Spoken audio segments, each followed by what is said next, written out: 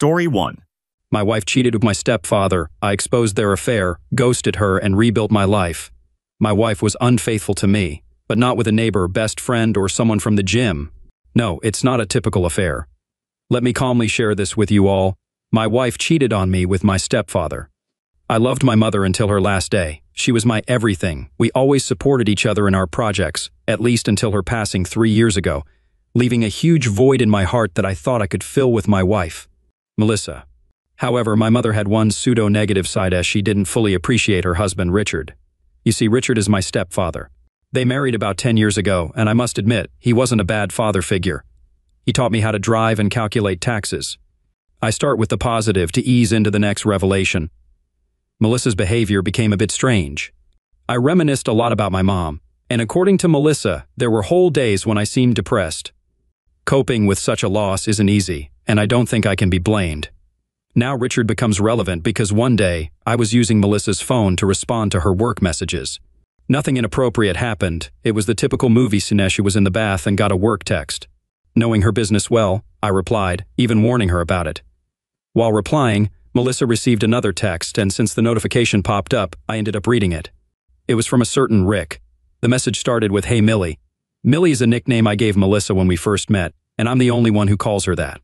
The fact that Rick had no last name in his contact profile caught my attention with a red flag. Feeling uneasy, I opened the message to dispel doubts. What I found left me paralyzed with horror.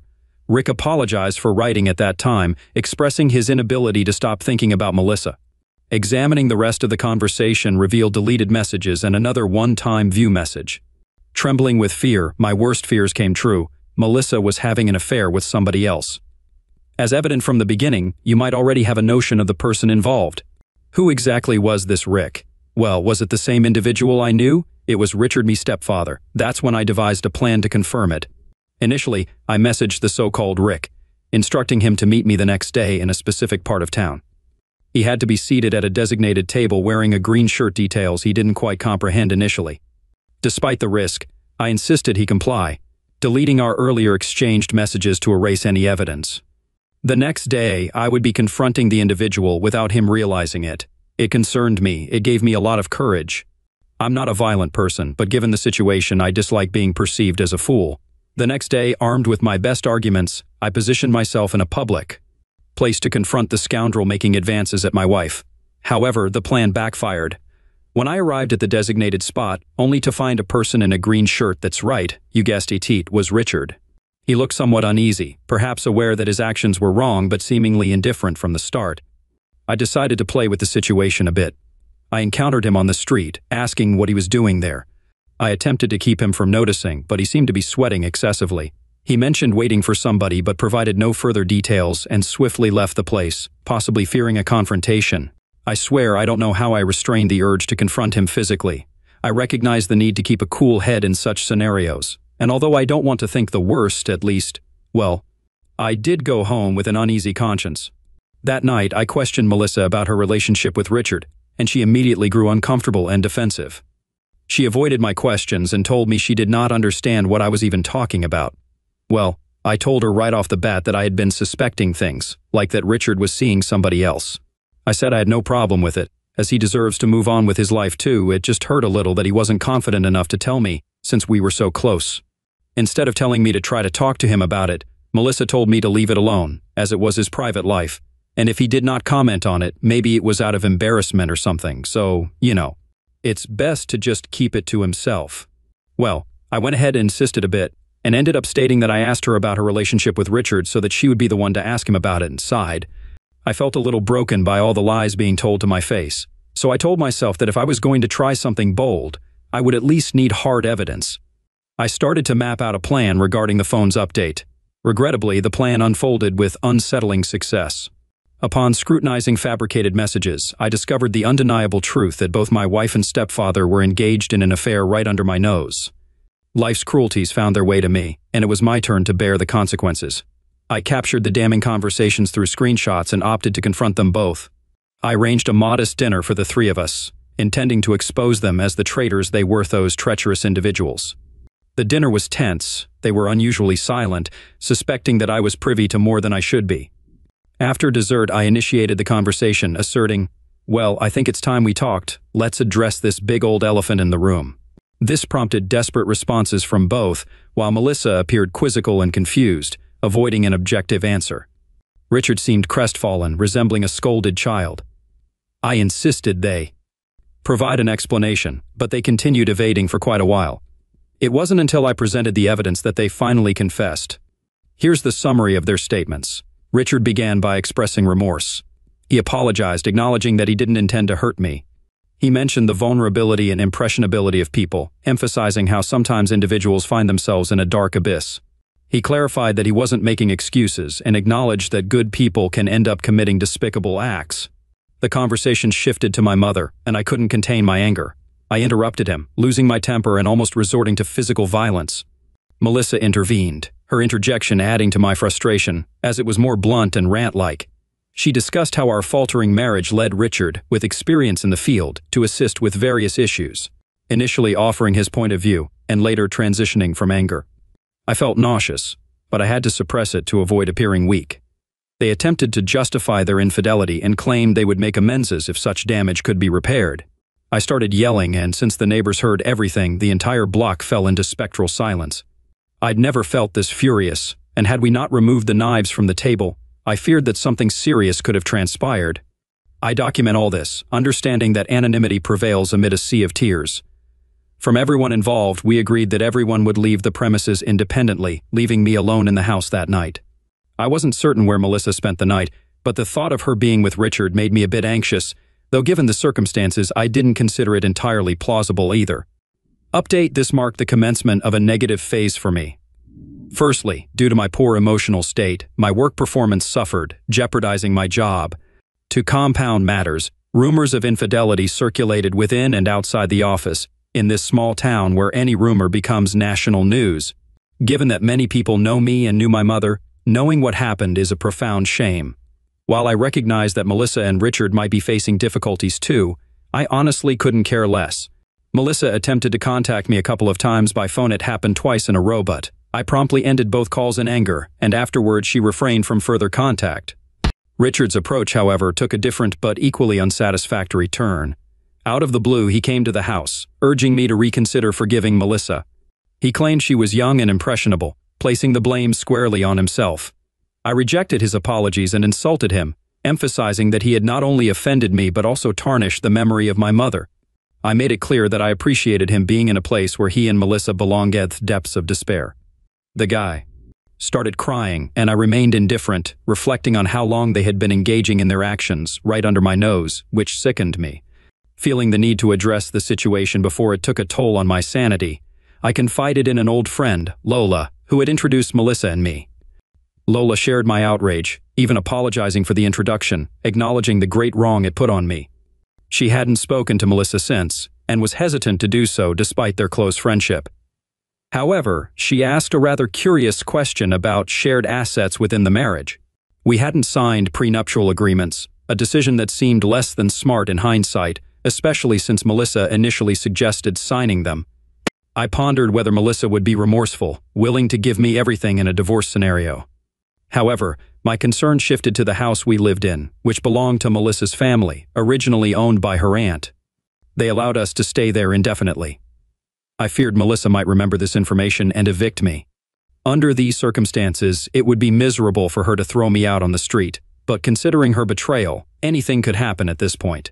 Maybe the recent calls she made were just for that purpose. Update: certain aspects of my life must progress for improvement, either forward or upward. In my case, it's a bit more specific, and it goes by the name Colombia. I arrived in Colombia a few months ago, and before delving into my experiences in the country, I want to explain why I made such a radical decision. Remember the situation with my ex-wife and stepfather? Well, following that, a little less than a year ago, I sank into a profound depression, the worst I had ever witnessed in my life. There were moments when I contemplated the most dreadful fate: self-damage. However, with the support of my friends and my psychologist, I managed to navigate through it. In discussing changes and acknowledging that I hadn't seemingly overcome my mother's grief, I recognized the need for radical changes in my life. After much meditation and a bit of introspection, I felt that establishing a new residence in the city would be counterproductive. As I mentioned, the town was pleasant but small, where everyone knows each other, so I was encouraged to move to another city, and I did. I stayed in a nearby city for at least a couple of months, long enough for my new job to provide some valuable contacts.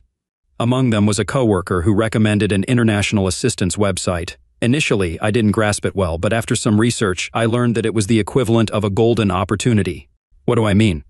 Well, it's a platform where people from various parts of the world can work in different countries, immersing themselves in diverse cultures and customs while remaining productive. Initially, the idea seemed somewhat whimsical, but gradually it caught my attention. There were several places I considered: Russia, Australia, Egypt, Brazil, Romania. However, in the end, I chose Colombia. Latin America was a region rich in culture, often referred to as our neighbors to the south, as my mother used to say.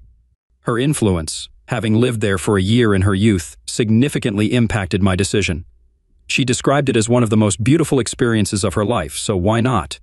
Alongside my job in the new city, I secured an online position that allowed me to work more flexibly from anywhere. I might as well keep working as long as I have a laptop and an internet connection. Consequently, I decided to take a significant leap and make the necessary arrangements to move to Colombia.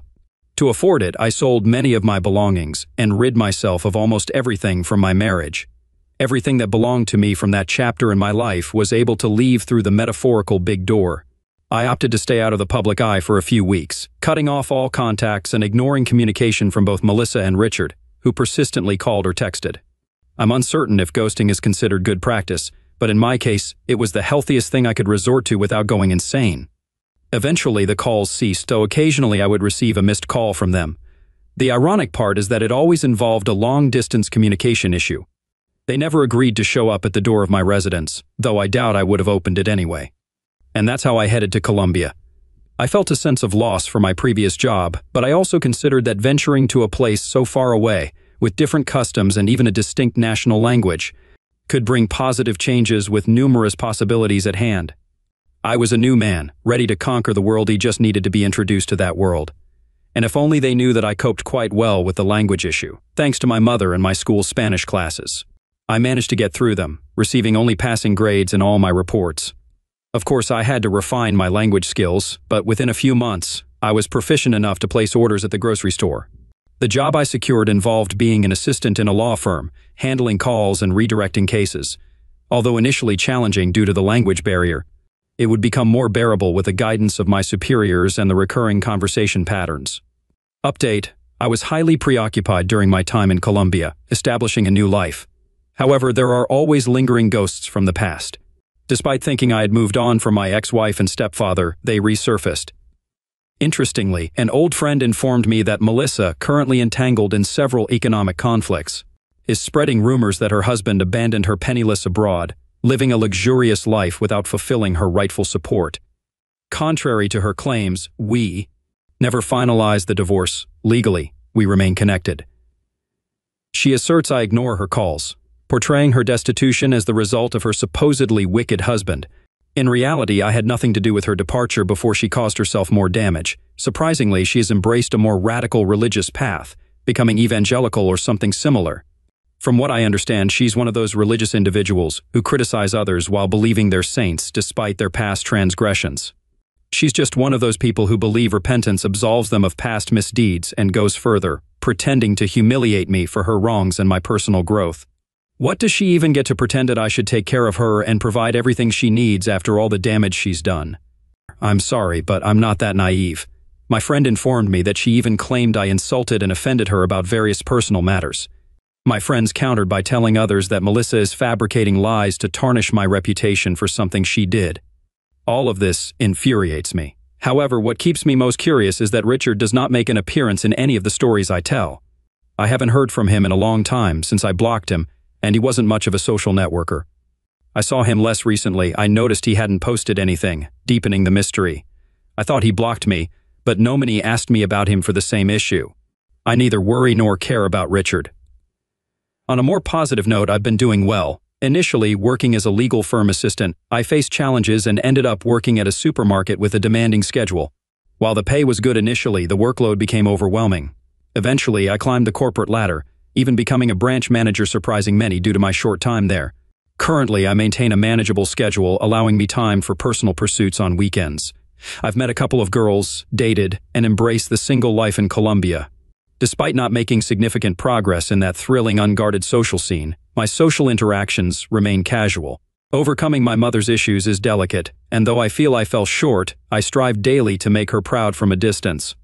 Update: the world is a collection of coincidences, and I find myself confronted with the news of Richard's passing. It has been 3 years since our conflict unfolded, and just yesterday I was reflecting on it in my writing. Today, a friend informed me that Richard was discovered dead in Greece. Apparently, he embarked on a personal journey, having relocated to the area long ago, adopting a lifestyle akin to mine, and dedicating himself to the sea. I won't pass judgment because, as I mentioned, he followed a path similar to mine. However, I can't help but find it somewhat amusing. I acknowledge that post-conflict, he severed ties with Melissa, leaving her abandoned as well. Rumors are circulating that Melissa is not only unfaithful but also actively sabotaging the lives of men she's involved with, predicting that anyone connected to her will end up out of the country. From a certain perspective, it sounds almost comical, but that's not the focal point now. Yes, Richard has passed away, and his burial is scheduled for tomorrow. Some of his family members express a desire for me to attend, but they don't fully grasp my decision if I choose not to. They know me quite well, understanding it's not my place. Despite his significant faults, he was a regular person like any of us. While I don't forgive him for his actions, I can't regard everything as settled with his departure from this world. In therapy sessions, there was extensive discussion about resentment and revenge. I transitioned from harboring active hatred for these individuals to adopting a more permissive stance. I mean, it's not worth getting overly angry about it. Although Melissa's negative comments behind my back resonate with me, every story reaches a satisfying conclusion eventually. With regards to Richard's relatives, I offered my condolences and wished them success in their endeavors. They reciprocated the same for me, expressing apologies that seemed misplaced, as they weren't the ones directly involved in the actions or responsible for making amends in the first place. Update: having some free time now after the ordeal I went through, I can finally sit down and narrate the events leading to its conclusion. First, I'll explain my absence, as my lawyer advised against revealing part of this situation until the trial concluded, and now with the verdict delivered, I can share it all. To hell with Melissa, she is the most despicable, vile, manipulative, and conflictive being I've ever encountered. She achieved the impossible, making me wish her well to hell. In essence, all our past relationships ended with her becoming my biggest enemy after the concluded trial. Let me delve into more detail since, as I mentioned, I now have the time. After 2 long months, finally, the victor gets to tell the story. After Richard's passing, almost all the assets he owned became Melissa's, as per his will, made years ago amid his frenzy of spoiling Melissa during our relationship behind my back. Richard had this peculiar inclination to be part of her life in ways unknown to me, like giving her gifts or accompanying her on errands always under the excuse of spending time with his daughter-in-law, who, during that time, audaciously put Melissa in his will. And guess what? He gave her all the assets, feeling it would be a help to her regardless of our marriage's outcome. A man's mind in the throes of passion can be a confused and erratic space. The affair began when I found out about the division of these assets, informed by one of Richard's nephews about everything that would be Melissa's property. Truth be told, Richard had quite a few things to his credit. I'm talking about cars, a couple of houses, an apartment, and even a farm outside the state. We all agreed she did not deserve it. Moreover, I was told that Richard himself had regretted his will but let time go by during his stay in Greece, never thinking of amending it. Everyone said what he had left would be mine, and it bothered me that Melissa would just take it all. But something interesting would change everything. In the same way, Richard allowed the modification of his will. Not having signed the divorce with Melissa would, in theory, make me the holder of 50% of his property. That's when I consulted my lawyer. I won't say his name, I'll just say he is perhaps one of the people I fear most for his intelligence, a divorce and marital dispute lawyer, one of the sharpest and shrewdest, with an almost 100% success rate. That's when I initiated a joint property settlement by marriage. Later, I learned Melissa sought my lawyer but couldn't afford him. As not cheap, but I decided to invest my savings for a more secure outcome. That's when I learned something depressing. Melissa got into this new religion for financial convenience, doing terribly in her decision-making and fighting tooth and nail to claim everything in Richard's will. While I could have a solid basis regarding the assets for it was clearly stipulated that she would own the whole thing, the lawyer appealed to one little detail: infidelity. Due to a violation of the marital agreement and the absence of signed prenups, There had to be an equitable distribution of assets, so we took care of that to prevent Melissa from having a chance to win. You should have seen her face when they gave the verdict. She was red as a tomato and almost regretful of everything she did. It's been a few weeks now, and the results shocked me by how grim it was. Melissa lost everything in the blink of an eye. How? No idea. My lawyer said it was amazing how someone could handle her newfound fortune so poorly, and I feel like I dodged a bullet by separating from her. Of course, the divorce was discussed right after the split, meaning she could no longer argue for my part of the deal. I admit my time in Colombia was amazing, but returning with heavy pockets is a more rewarding experience. No one speaks to Melissa nowadays, and her religious friends only speak to her out of politeness, leaving me with the moral satisfaction that eventually karma will exist for those who damaged you. Second story, allow me to share my tale. I'm Emery, and I fell in love with Lila during our teenage years. We tied the knot at the age of, eagerly anticipating the beginning of our life together. However, a sense of incompleteness always lingered. I had forsaken college to work and support my young wife, yet the unfulfilled dream of completing my degree persisted in my thoughts. Determined to address this, I opted to return to school part-time and accomplish what I had started. The joy of discovering we were expecting a child added a new dimension to our lives. With impending parenthood, the pressure to complete my degree intensified aspired to provide the best possible future for our family.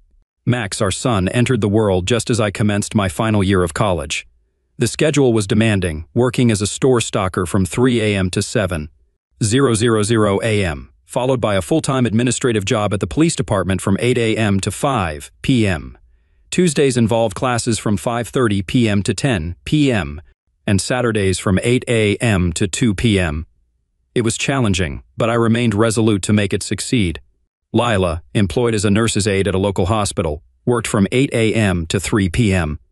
Fortunately, my mother lived a mere 10-minute drive away from our jobs and school, ensuring that Max was in good hands. Though a strenuous period, we provided unwavering support to each other throughout. Update over the preceding weekend. Lila and I clashed intensely. She was dissatisfied that I refused to take a break from studying to spend time with her and our son. Ongoing criticism of my work and school commitments had strained our relationship. We hadn't been intimate for 2 months, and on this specific Monday evening, tensions reached a breaking point.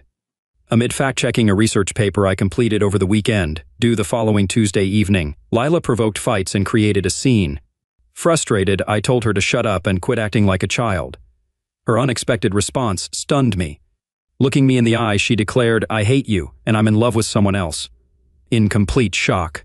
We argued for hours until Lila finally admitted the truth. She had been emotionally involved with a janitor at the hospital where she worked as a nurse's aide.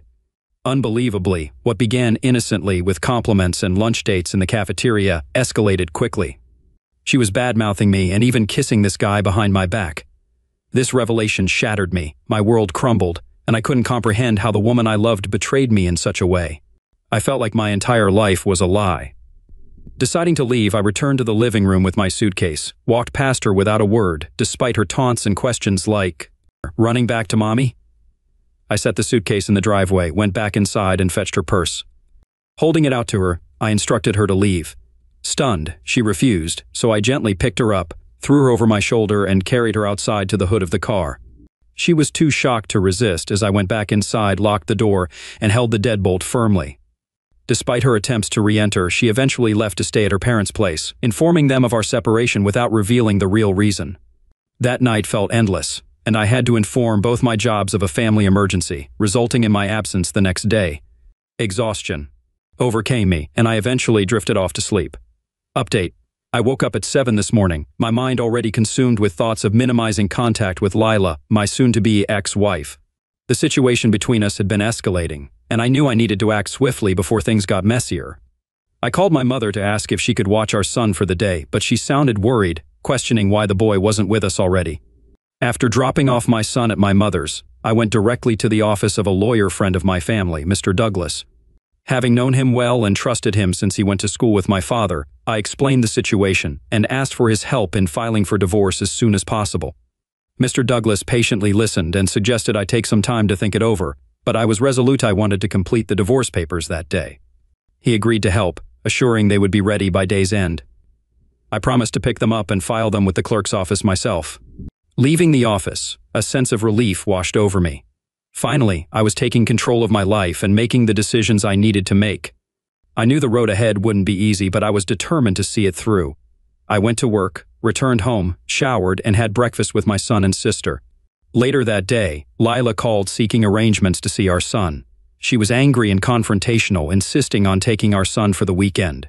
I refused, suggesting we meet on Sunday at a local park. Lila hung up on me. Heading to work at the police department, I couldn't shake the unease from my conversation with Lila. I decided to take action, going to the clerk's office to file for divorce later that day. A coworker informed me the papers were ready to be served to Lila at her workplace. I called a deputy I knew and asked him to serve the papers to Lila at work, and he agreed to do so. The next day, Lila returned to work after our phone call, and her janitor chatted with her throughout the day. They couldn't have lunch or meet that evening because he claimed he had to attend something with one of his kids. Lila, under the impression he was divorced with 3 children, went to her parents' house after work. Later that night, she called me 3 times, but I hung up each time I realized it was her calling. One day around noon, Mr. Douglas entered the nurse's station and asked for Lila. When she came forward, he loudly declared, "Mrs. Lila, you are being sued for divorce due to infidelity." Shocked, Lila fell to the ground, and the hall supervisor, Alex, rushed to her aid. Lila was engulfed by a wave of shame and guilt as the gravity of her actions dawned on her. She understood that Emery would never forgive her, unable to fathom how she had allowed it all to unfold. Mr. Douglas lifted her into a chair, and despite Alex's attempts to calm her, it took a while for her to regain composure. My wife, nearing the end of her shift, received a call to meet the hospital administrator in her office, leaving her terrified, fearing her outburst had been reported. Upon entering the administrator's office, the door abruptly slammed shut and she was promptly fired. Imagine the look on her face, priceless. They instructed her not to return to the property. I guess you won't be mixing business with pleasure anymore, huh? To add to it, her final paycheck would be mailed to her. As it turned out, someone had witnessed the affair in the parking lot and reported it. The news of the divorce papers had circulated around the hospital, leading to the janitor being fired and escorted off the property an hour earlier. The scandal's news spread like wildfire within the hospital, leaving my wife feeling as if everyone knew. She left the hospital, heading straight to her parents' house, revealing only our separation without providing details. I sat at the dinner table with my son, savoring a tranquil evening at home. Reflecting on the day's events, I couldn't help but feel a sense of satisfaction. The deputy had informed me of my wife's infidelity and her subsequent firing from the hospital. I must admit, hearing about the janitor's termination was also quite satisfying, given his involvement in the scandal. Suddenly, there was a knock at the door, interrupting my thoughts. I got up to answer it, greeted by a heavily pregnant woman struggling to stand. She sought my wife, Lila, but I informed her that Lila no longer lived with me, confirming I was Lila's husband and had served her with divorce papers earlier that day. The woman, the janitor's wife, explained the hospital incident, horrified by the details of my wife's affair and the undisclosed house. I wished I could have taken action against him. She asked me where Lila was, and I told her she was with her parents. After assuring me she only wanted to talk to Lila and reveal the truth, she asked for directions to Lila's parents' house. Before leaving, the woman also complimented me on my parenting skills, acknowledging me as a wonderful father to my son. Still at the table, watching her leave, I couldn't help but feel a sense of sadness and betrayal. However, as a man, I knew I had to be strong for my son and move forward with the divorce. Update: it transpired that my wife, Lila, was entangled in a disturbing game orchestrated by the janitor and his associates. They maintained a tally, aiming to bed as many married women as possible within a mere 90 days. Lila became the janitor's 3rd conquest, and shockingly, he engaged with a 4th woman on the same night he had an encounter with one of his children. I was repulsed and infuriated by what I had learned. The house mentioned was, in reality, a rented space where these men took the women they were involved with. When the janitor's wife discovered the truth, he returned home under the influence, tearfully confessing in an attempt to reconcile. Lila was astonished. Upon learning about it, and the janitor's wife confronted her, recounting how she witnessed me caring for our son alone because Lila was acting selfish and foolish.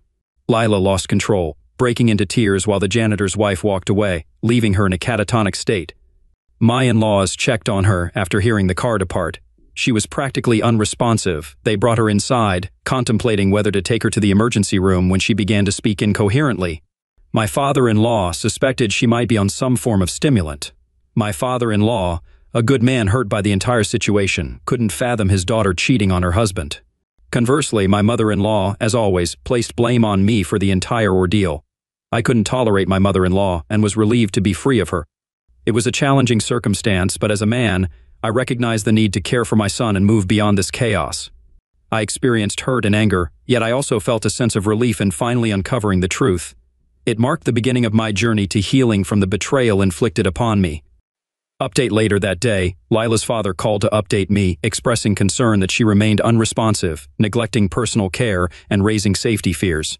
Shockingly, he had the audacity to suggest I visit her. Seriously, I couldn't care less about her.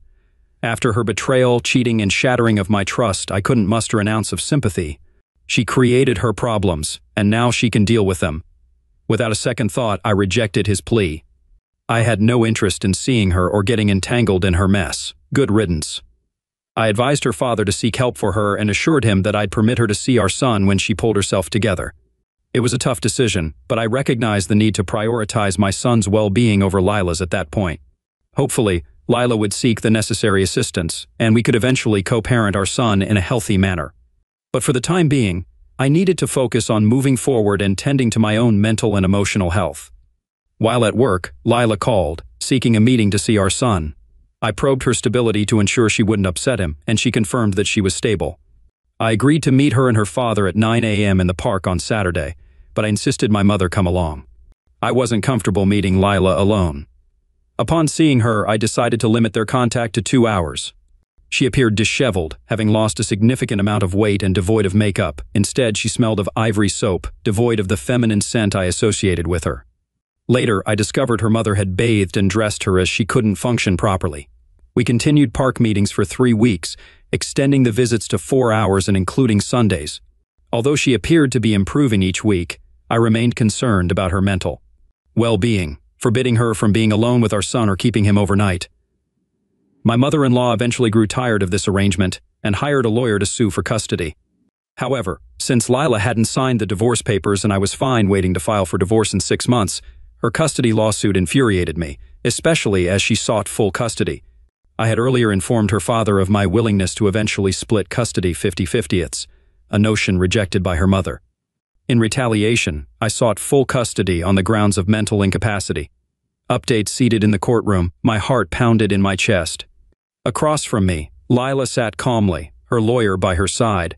It was challenging to believe that we were here, embroiled in a custody battle for our son. A year ago, we'd been a happy family, or so I thought, but now everything had changed. Lila's lawyer stood up, presenting her case to the judge. She spoke about how Lila was a loving mother unjustly deprived of her parental rights. She argued that Lila had taken steps to enhance her mental health and was dedicated to our son's well-being. She requested the court to grant Lila full custody of our child. My lawyer rose to counter her arguments, informing the judge of my serious concerns about Lila's mental stability. He presented evidence suggesting she was still grappling with her condition and might not be fit for full-time care of our child. He asked the court to grant me full custody. The judge listened to both sides and then called for a recess to consider his decision. And I left the courtroom feeling overwhelmed and anxious, leaning against the wall attempting to calm myself. Lila's father approached a source of support since the divorce. I was grateful for his presence. He expressed his concern about the situation and informed me that Lila was making progress with therapy and medication. Apparently, she was genuinely committed to getting better. Feeling uncertain, I admitted my dilemma, stating my desire for what's best for our son while expressing a lack of trust in Lila's ability to care for him independently. Lila's father understood my concerns and suggested working out a joint custody arrangement so that our son could have both parents in his life. After a moment's consideration, I agreed to the idea. Returning to the courtroom, the judge granted joint custody to both Lila and me, with the condition that Lila continue her mental health treatment.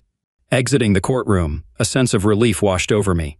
I knew it wouldn't be easy, but I was willing to try and make it work for the sake of my son. Looking up at the sky, I whispered a silent prayer, hoping that things would improve from this point onward. Update Lila approached me with a proposition, the idea that we should reconcile and move back in together to try and mend our relationship. As I stood there, gazing at Lila in disbelief, she continued to present her case, attempting to justify her actions and persuade me to take her back. However, her words failed to resonate with me. I could sense anger welling up inside, ready to erupt like a volcano. Without hesitation, I abruptly shut the door in her face. The audacity she displayed by showing up at my door after causing me so much pain was unbelievable. My heart was still recovering from the wound she had inflicted, and she had the nerve to suggest giving our relationship another chance. It was absurd. As the door closed, I took a deep breath and turned around to find Amber witnessing the entire scene. Oh yes, I've discovered someone who surpasses Lila by 1,000,000 times. Her name's Amber, and she's an absolute rock star. We connected instantly, sparking like fireworks on the 4th of July.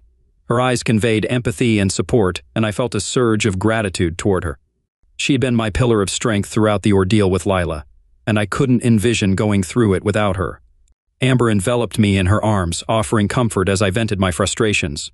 She assured me that I had made the right choice and deserved better than someone who had hurt me so deeply. Her presence was soothing, and I felt a renewed determination to move forward and leave the past behind. In the following days, my focus shifted to building a future with Amber. We spent time together, creating memories and embarking on new adventures. Her positivity and zest for life were contagious, and I found myself smiling and laughing more than I had in a long time. With her by my side, the pain of Lila's betrayal gradually faded, and I began to heal. Meanwhile, Lila persisted in attempting to reach out to me, but my decision was firm. I had severed ties with her toxic drama and empty promises. She remained a distant memorial lesson learned and a chapter closed in my life. With Amber, I was moving forward. Life was too short to dwell on the past, and I was determined to make the most of every moment with the woman who had captured my heart. With Amber, I had discovered true happiness, and I was prepared to embrace the incredible future that awaited. Cheers. Story 2. Most individuals lack a true understanding of how lengthy eternity endures, often conflating it with the idea of infinity. However, my personal experience revealed that eternity spanned precisely 15 years, 2 months, 27 days, and several peculiar hours. It concluded much as it began, with my wife, Tracy, affectionately locking eyes with her partner and sharing a passionate kiss. Except this time, I was this partner for the first time, and the kiss followed my proposal for her to be mine forever on the night I presented the engagement ring. In a different setting, I found myself a mere bystander in a restaurant 2 towns away from our residence, as Tracy and an apparent new lover exchanged adoring glances and leaned in for a passionate kiss. The details of how I ended up in the same restaurant as this couple are irrelevant. Their location, an hour away from our hometown, indicated a deliberate effort to remain discreet. Initially curious, my emotions swiftly shifted from curiosity to shock, disgust, and anger. As the scene unfolded before me, I briefly entertained the thought of confronting them physically. However, I was always taught never to smack a woman, so I sat there in complete astonishment. Since they focused solely on each other, feeling secure that no one who knew them would see, they leisurely enjoyed their meal, occasionally engaging in a kissing game. I ate slowly, had dessert, and observed them throughout. My emotions fluctuated between rage and helplessness. Upon finishing their meal, they stood up, held hands, and left. Seated there in silent rage, I felt like the most ignorant fool. I had been married to Tracy for over 14 years, with 2 exclusive years preceding that. Yet, I never suspected she was switching both ways. She never showed interest in another woman, never dropping hints in any conversation we ever had. I erroneously believed I knew her inside and out, anticipating growing old together. The revelation of her switch-hitting paled in comparison to the anger I felt at her apparent infidelity, regardless of the gender of her partner. She had redirected her love, betraying the commitment we made many years ago. When she accepted my ring, it signified an enduring eternity, seemingly timeless. Who would have thought that some eternities have an expiration date? Settling the bill, I entered the car and drove home slowly. I had much to contemplate. Tracy did not anticipate my early return after the trip, but fortunately, I resolved all issues ahead of schedule. Hence, I headed home on Friday evening instead of Saturday afternoon as initially planned. I had been away since Monday morning, and apart from missing Tracy and the kids, the absence of closeness for more than 3 consecutive days left me with pent-up energy that needed release, at least until I witnessed what unfolded in the restaurant. I was an hour away from our hometown, and could have easily driven straight through. However, since I was ahead of schedule, I opted to go out to dinner for a break from driving, and the rest, as they say, is history. Our kids are 12 and 10, old enough to be left alone for the evening if Tracy wanted to go out, which I had no issue with. However, I wondered if they were aware of the situation, since neither had mentioned anything different. Perhaps they were as in the dark as I was, I thought. Regardless, I knew they wouldn't be pleased with what happened next. On the way home, I engaged in the usual self-analysis. What did I do wrong? How long did it last? Etc. At least I didn't have to worry about her lover having a larger manhood than me. Chuckling, I'm talking about myself. Gallows humor. I walked in the door at 9, and Tracy still wasn't home. My daughters Lisa, 12, and Ariel, 10, greeted me happily, but I watched without truly seeing them, nervous and doubtful that I would be home early. The same couldn't be said for Tracy. When Tracy entered about 2 hours later, she must have noticed my car in the garage and freshened up a bit. I observed a shift in her demeanor, appearing less content than in our previous encounters. She inquired about my unexpected presence, expressing concern with her first words. I responded playfully, emphasizing her greeting. Tracy, with a slight twitch in her forehead, mentioned that if she had known I would be home early, she would have prepared a nice dinner. She went on to reveal that she had ordered pizza for the kids, and she and Kate had opted for wine and sandwiches downtown. Tracy, avoiding eye contact, asked if I remembered Kate from my office and if she had mentioned her before. Despite her dishonesty, I replied affirmatively. Tracy then proceeded to sarcastically recall Kate as a blonde with ample chest, remarking on the trail of admirers she left behind. I couldn't help but think that Tracy had the ability to assemble a football team merely by entering a room. This wasn't solely due to her captivating effect on married women. Kate, I mused to myself, possessed the allure of a goddess with her remarkable chest. She was about 26 years old and had started working at the insurance company where Tracy had worked the previous year. The two became instant friends, and apparently, somewhere down the line, at 39 years old, Tracy could still turn more than a few heads. She was also blonde, with a beautiful figure and curves in all the right places. She was only 10 pounds heavier than when we first met, but it was still a great package, and at least until recently, it was exclusively my package. Despite the worried expression on her face, Tracy acted calmly. As for me, I could barely stand on my feet, so I just told her that I was tired and was going to bed. She gave me a quick peck on the lips as I walked past her and headed up the stairs. Perhaps I was mistaken, but I was almost sure that I felt the taste of love-making games on her lips. I went to bed but did not fall asleep. The kids went to bed before me, so when I heard a quiet conversation a few minutes later, I realized Tracy was talking to Kate on the phone. It was a short conversation, and a few minutes later, I heard Tracy getting into the shower in our master bathroom. Either I scared her so much that she quit the game and wasn't as careful as before, or she thought I was dreaming and wouldn't find out about it. My heart sank even lower. Between kid stuff and housework, I didn't have to interact with Tracy too much for the rest of the weekend. She wanted to have a family dinner on Saturday night, but I said I wasn't in the mood and just left the room, effectively ending the conversation. She must have known something was up because I'm rarely rude to her. On Monday morning at work, I requested a day off from my boss due to some personal issues I was facing. Having gone through a divorce about 10 years ago and remarried 5 years ago, John, my boss, had some understanding that something was amiss in the Mason family. Considering the success of my sales trip the previous week, he didn't hesitate when I asked for time off. As I prepared to leave his office, he handed me his business card, revealing it to be that of his divorce lawyer. He conveyed his regret, expressing sorrow for the unexpected turn in my relationship with Tracy. I acknowledged his sentiment, stating that I, too, had envisioned a lasting connection with Tracy. Acting on my boss's suggestion, I sought legal advice 2 days later.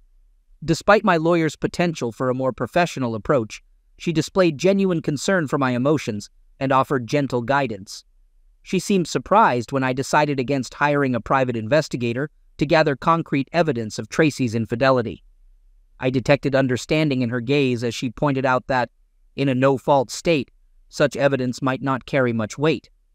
The primary concern, she noted, could revolve around potential challenges with visitation rights, although she expressed confidence that this would likely not be a significant issue, no matter how hard I tried. Being around Tracy and the girls at home was something I couldn't handle. Tracy likely sensed this, given our minimal communication. I believe the girls sensed something was amiss by our unusual quietness. I gave Tracy numerous chances to talk, but she never seized the opportunity. The situation escalated when Tracy was served at work the following week. Call it petty if you will, but I wanted Tracy to experience even a fraction of the pain I felt. I presume she was served around 11:03 a.m. because my phone started ringing incessantly at 11:05. I ignored all 15 calls from her and several from unfamiliar numbers, suspecting she might be using friends' phones to contact me. Surprisingly, I felt a surge of energy for the first time since discovering her with Kate, and I was having a surprisingly good day. Tracy's car was already in the garage when I arrived at 5:30. She wasted no time acknowledging her presence, expressing her anger about being served in front of friends and colleagues. I remained silent until entering the house and putting down my things. The girls were in the living room, engrossed in what seemed to be a movie on the big screen. I calmly stated that I wanted to ensure she was served alongside her mistress for her own comfort. Tracy's anger disappeared, replaced by tears. I retorted, questioning her knowledge about Kate and remarking on the lack of caution in their actions. I asked her two things: how long and when she had planned to tell me. She responded, admitting it had been about 6 months and insisting they were planning to inform me soon. In less than 30 seconds, Tracy's demeanor shifted from venomous to defeated. She stumbled to the kitchen table and sat down.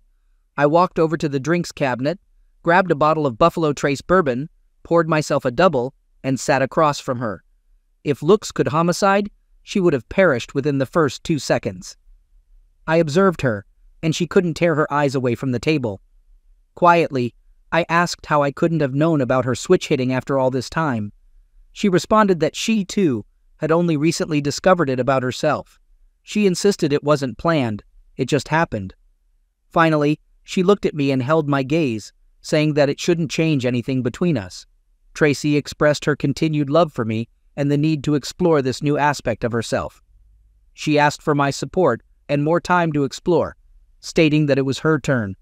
I expressed my shock, questioning whether 6 months was insufficient for her exploration. I mentioned that if she truly loved me, she would remember our vows and not entertain the idea of exploring at all. I shared my belief that fidelity transcended gender, and she shouldn't have considered such actions. She countered by suggesting that true love could forgive a mistake, to which I argued that once could be a mistake, but 6 months indicated a conscious decision. I expressed my frustration, emphasizing that love should not give her the license to tear my heart out and jeopardize our family. I asserted that her actions had nothing to do with gender, labeling her self-centered.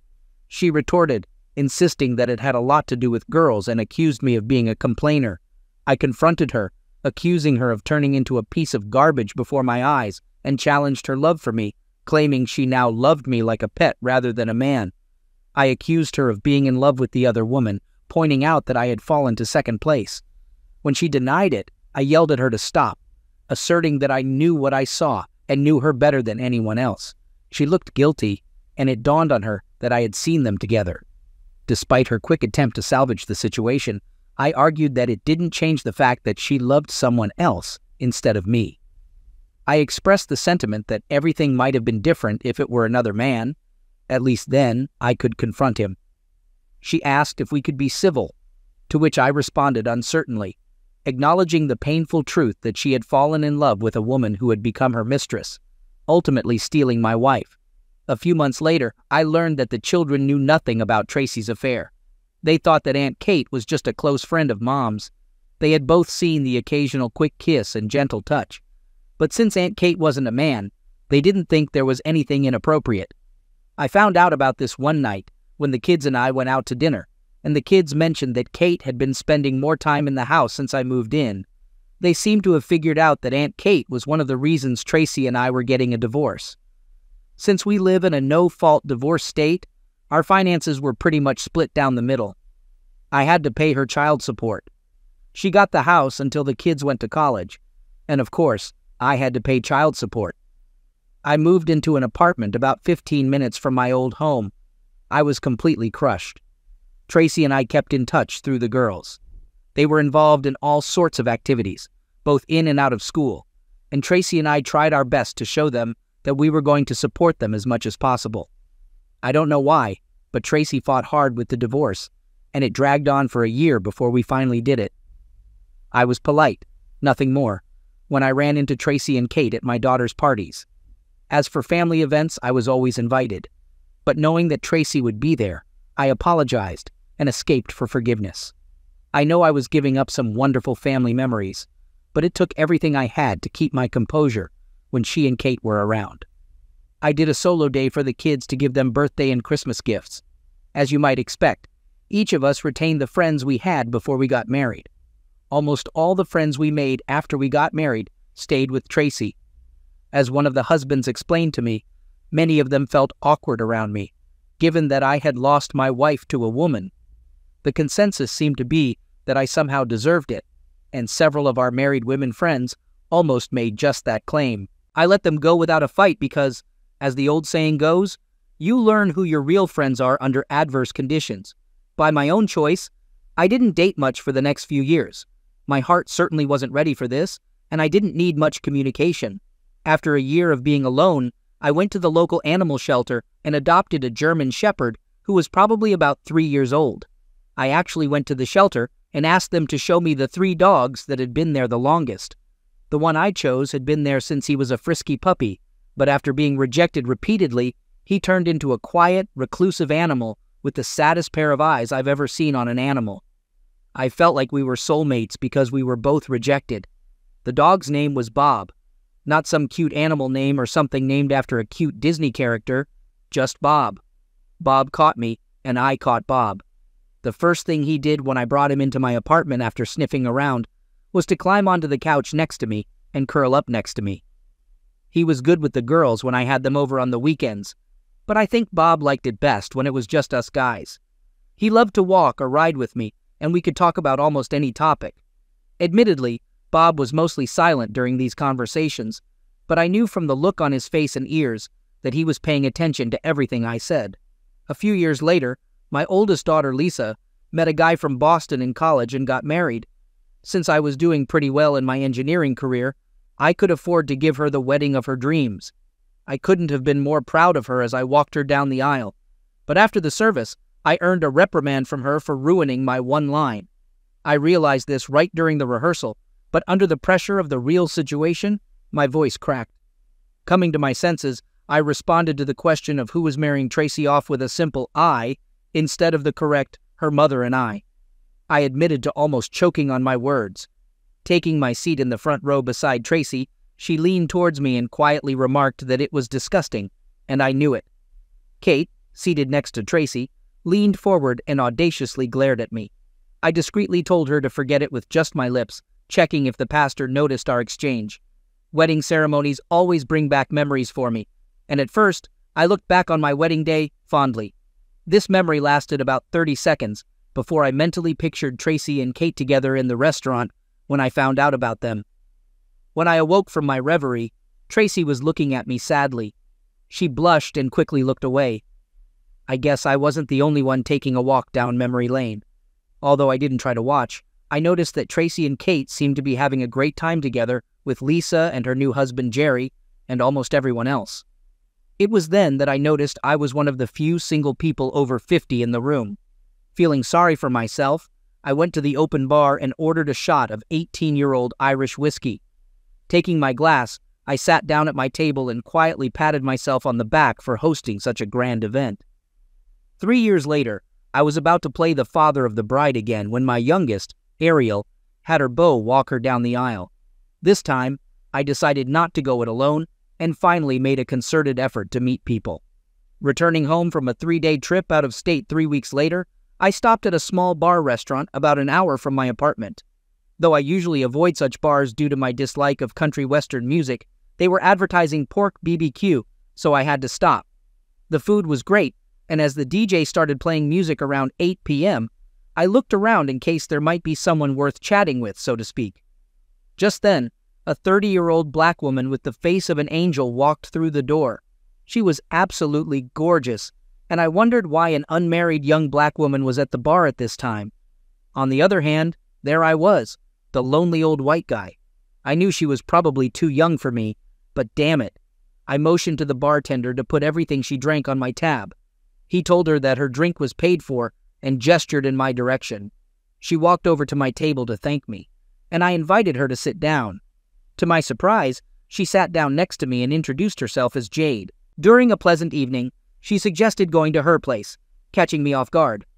Without hesitation, we headed towards the door when a man in a cowboy hat approached Jade and lightly kissed her cheek. I halted abruptly, and Jade reassured me, introducing him as her husband, Fred. She asked if he could join and have a look, to which Fred grinned and mentioned their involvement. I expressed my discomfort, stating there was something wrong with the situation and the messed-up generation. I raised my hands, signaling them to stop, and left alone to my car. In another attempt to find companionship, I turned to my church.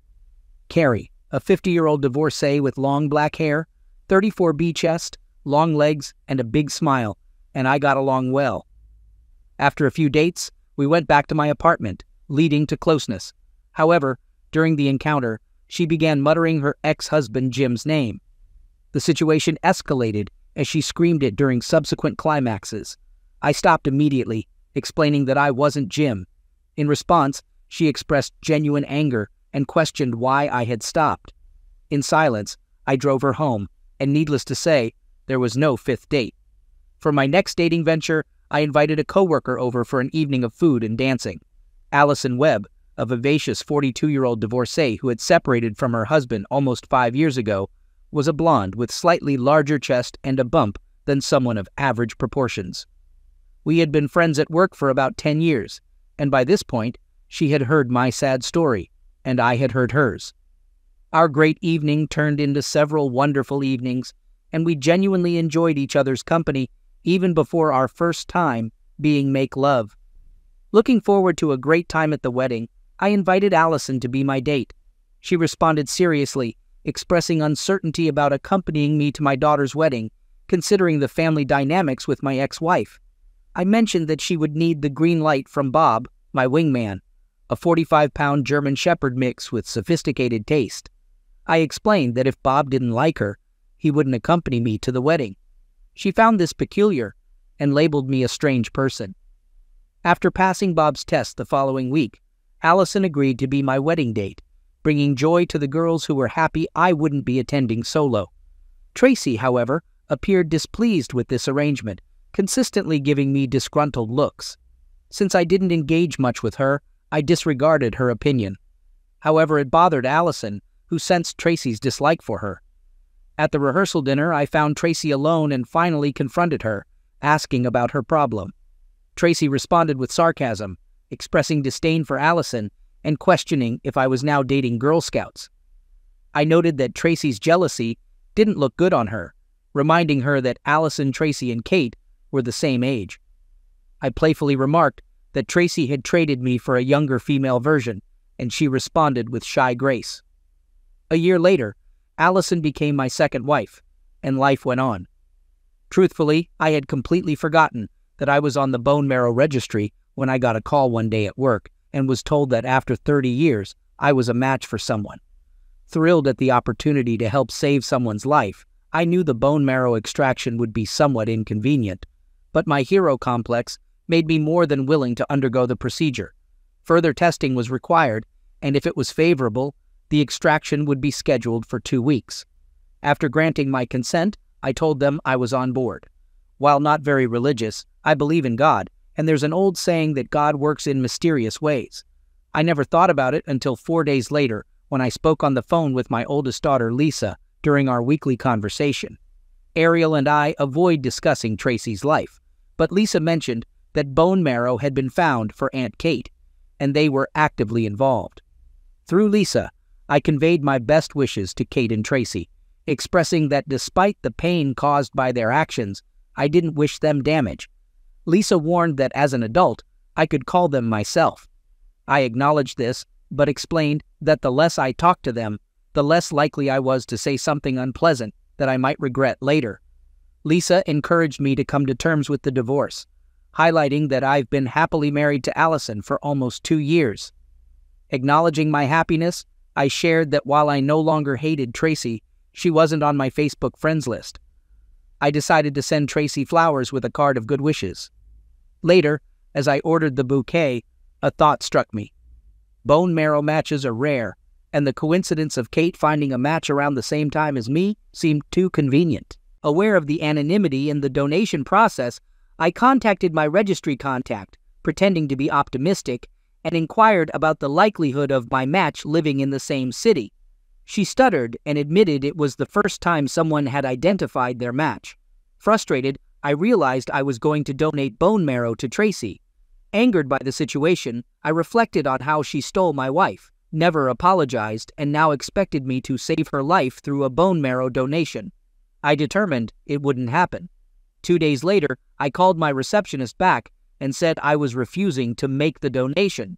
She almost burst into tears, and when she came to her senses, she asked me if there was any specific reason why I backed down. She explained that although I had the right to refuse, this was almost never done and would cause great consternation at the registry. I apologized for causing horror, but told her it was in my own best interest to refuse. She muttered that she was sorry and told me that if I changed my mind in the very near future, I should call her. Allison was furious when I told her I had turned down the donation. I didn't tell her that I found out who the donation was supposed to go to. She just knew that I had abandoned the obligation to possibly save someone's life.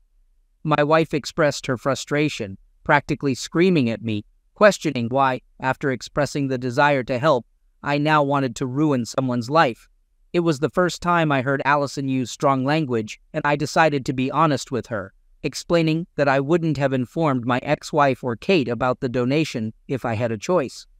She was unimpressed by my reasoning, accusing me of denying Kate a chance at life for revenge. I clarified that it wasn't revenge, emphasizing my efforts to have as little in common with my ex-wife and Kate as possible since they both hurt me. Allison questioned if they knew about her involvement, and I assured her that everything was done anonymously, and I only found out about it by luck. As I shared this, Allison's expression softened. She argued that I couldn't refuse the opportunity to save someone's life, emphasizing the weight of holding Kate's life in my hands. She whispered that I was too nice a guy to withhold help, and that the guilt would eventually consume me. I disagreed, stating that I wouldn't feel guilty as Kate and Tracy had broken my heart. I emphasized that they would never know it was me. Allison expressed concern, mentioning the hope they had and how my decision might have ruined it for them. Allison and I continued to have disagreements, and it felt like we were growing apart as a couple. Our differences seemed more pronounced than ever.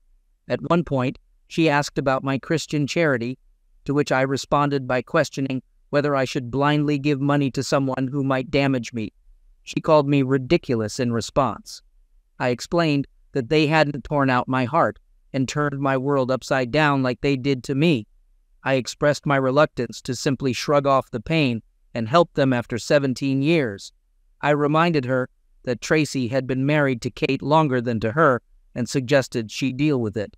Allison insisted they had made a decision, and I replied quietly that they could live or not, indifferent to their fate. A few days later, on a Saturday afternoon, I left the room, informing Allison that I was going to the range to blow off some steam. She reminded me to be back before dinner as the girls were coming and didn't want me to smell like gunpowder, instructing me to take a shower before we ate. I knocked the living crap out of the target with 500 rounds from my 9mm whitefish. I can't explain why, but shooting always relaxes me. I think it's because you have to really concentrate on what you're doing, and when you stop concentrating so hard, your body goes into a relaxed mode. At least that's my thought, and I stand by it. I definitely smelled like gunpowder when I got home. So when I got home, I quickly headed to the shower. I glanced at the dining table. There was set for 6 people, and from the smell, Allison was cooking a roast. She is a great cook, and I was hoping she would make these little brown potatoes instead of mashed potatoes. After taking a shower, I poured myself a glass of rye whiskey and brought Ellie a glass of wine. She seemed a little nervous, which I put down to her wanting the dinner to be perfect for the girls and their husbands. I kissed her on the lips. I was sitting in the living room reading on the computer when the door opened and the girls came in, not accompanied by their husbands, but by Tracy and a shabby-looking Kate. I wasn't happy to see any of them, and I shot Allison a glare as I stood up to greet everyone. I kissed both girls, but didn't say anything to my ex or Kate. I noticed that they greeted Allison with what could be called enthusiasm. There seemed to be a lot of whispering around. Not having been born yesterday, I immediately knew that Allison had orchestrated this little intervention. I was more inclined to think of it as an ambush, since apparently I was the only one unaware of the meeting. I thought about just taking my phone and leaving, but then I decided it was time for me to speak up. At first, however, I had to endure the excuse that it was just a nice meal with family and friends. Kate's illness was the main topic of conversation at the table, although I took no part in it. Sitting with what I thought was a thoughtful expression on my face, I suppose dinner and dessert were good. I really couldn't tell. Being the good host, I provided everyone with their afternoon drinks, and we moved into the living room. After a moment of silence, I decided it was time to express my thoughts. I questioned who would speak first: the woman who had betrayed my trust to arrange the meeting, the woman who had broken my heart years ago but now believed I owed her a favor, or perhaps the woman who had taken a married woman from her unsuspecting, loving husband and now needed help for a chance at life. As I made my statement, I looked at each face in turn, and none of the women could meet my gaze. Allison seemed excited when I called her name, and my eldest daughter, Lisa, took the initiative to speak. She acknowledged my lingering anger towards Mom and Aunt Kate, but criticized my refusal to donate bone marrow as childish and petty, stating it was beneath me. Lisa argued that seeking revenge by denying someone a chance at life was wrong, emphasizing that it involved a person's life, not a frivolous act like hitting someone with a whipped cake. I took a sip of rye whiskey and cleared my throat, shaking my head slightly. I expressed my anger and stated that every action in life has consequences. I noted that Tracy and Kate never expected such severe consequences, but were now trying to make their problem mine. I highlighted the unexpected opportunity to make a difference in the life of someone who had wronged me. Despite their belief that it was driven by revenge, I suggested it might also be a way for me to regain some self-respect. After all, how much self-respect could I have if I helped the man who stole my wife survive? And I don't think any of you even consider the fact that you think I should be easier on Kate because she's a woman. If her name was Carl and he was a 200-pound man, most of you would probably think that I would be right about what I do. But it doesn't matter to me that Kate is a woman. She's a wife-stealing cow. She knew what she was doing was wrong. Kate attempted to convey her feelings by staring intensely at the carpet. Seated beside her on the couch, Tracy reached over and gently squeezed Kate's hand. I asserted that my decision was not driven by revenge, but by hatred towards Kate. I expressed that I despised her, harboring no intention of assisting her in any situation. I highlighted my minimal communication with her during the 17 years she was with Tracy. Tracy sniffled, holding back tears, and questioned whether I hated her to the extent that I would deprive someone else of a chance to live. She appealed to my past love for her, suggesting that considering it a noble thing to do would be a matter of honor. I retorted, expressing skepticism about Tracy's notion of honor, calling her a fancy woman, and stating that she had no right to lecture me on what honor is. My volume level rose, and I tried my best not to tell them all, including Allison, to burn in hell and leave me alone. I took a couple of deep breaths, and Allison apparently decided that I wasn't angry enough with her. She quietly told me that I'm a good person and always do the right thing, emphasizing that retreating is wrong and that I would never be able to live with myself if I did that. Lisa interjected, reminding me that I taught Ariel and her to always do the right thing, even if it seems wrong. Acknowledging this, I asserted that my decision was for me, to avoid any regrets or loss of sleep. Kate suddenly exclaimed, pleading with me not to let her die. Despite acknowledging the offense I felt, she appealed to the grim reality of her situation, mentioning the slim chances of survival unless I donated my bone marrow. Kate's eyes looked haunted. Asking me to help save her life must have been the hardest thing she's ever done. I looked deep into those haunted eyes. I did not feel the joy of confirming my decision, but I confirmed it. No, that's all, I said. I didn't say the phrasey, I'm sorry, because frankly, I wasn't sorry. I won't do anything in my power to help this woman. Kate took my answer better than Tracy, who burst into tears. Allison walked over to the couple to calm them down, and I heard her whisper, I'll try. I'll talk to him. She was so caught up in the moment that Allison never realized that she had put our marriage in jeopardy. I will have to think long and hard about whether I can bridge the gap in our trust. I grabbed the car keys from the key ring where they were located. I walked out the door while 5 women cried. I didn't return for 3 days. I didn't answer any of the dozens of phone calls from Allison or the kids. The house was dark. I quickly looked around and decided that Allison had stopped somewhere else for the time being. A suitcase and some clothes were missing, but almost everything else was left untouched. I also grabbed my suitcase and packed a few things, taking most of my clothes and most of my belongings with me. I left my wedding ring in the middle of the kitchen table. 3 days later at work, I received an anonymous call that turned out to be Allison. She expressed disbelief that our relationship was ending because I refused to be what she considered the biggest idiot in the world. I responded by expressing my astonishment at being married to someone who had completely violated my trust. I suggested that both of us could fix the situation, and if anyone was seeking revenge, it wasn't me, but perhaps a higher power. I referenced the biblical saying, "Vengeance is mine, says the Lord." I criticized her for her actions and remarked that she really sucked. Kate passed away 2 months after our official divorce, and I learned about it through the local newspaper obituary. I hadn't followed her case, and none of my daughters kept me informed. Despite the estrangement from my daughters after the confrontation, I stood firm in my belief and stance of not helping Kate, and neither I nor my girls backed down. My decision was the right one for me. I never lost a minute of sleep over not giving Kate my bone marrow. The people at the bone marrow registry were not very understanding of my individual situation and completely crossed me off the list. I was fine with this because the likelihood of me getting a second match was extremely unlikely. Bob was a bit moody and not exactly thrilled with any of the women I'd brought home over the past year or so. But that was okay, because at 62, I wasn't really looking for wife number 3. Somewhat surprisingly, I was still getting my share of good closeness. I learned that at that age, eligible women outnumbered eligible men about 4 to 1. And if her health was good, there was a good chance my girlfriend was ready for a roll in the hay for the evening. Of course, we couldn't frolic with too much youth. After all, neither of us wanted to break a hip.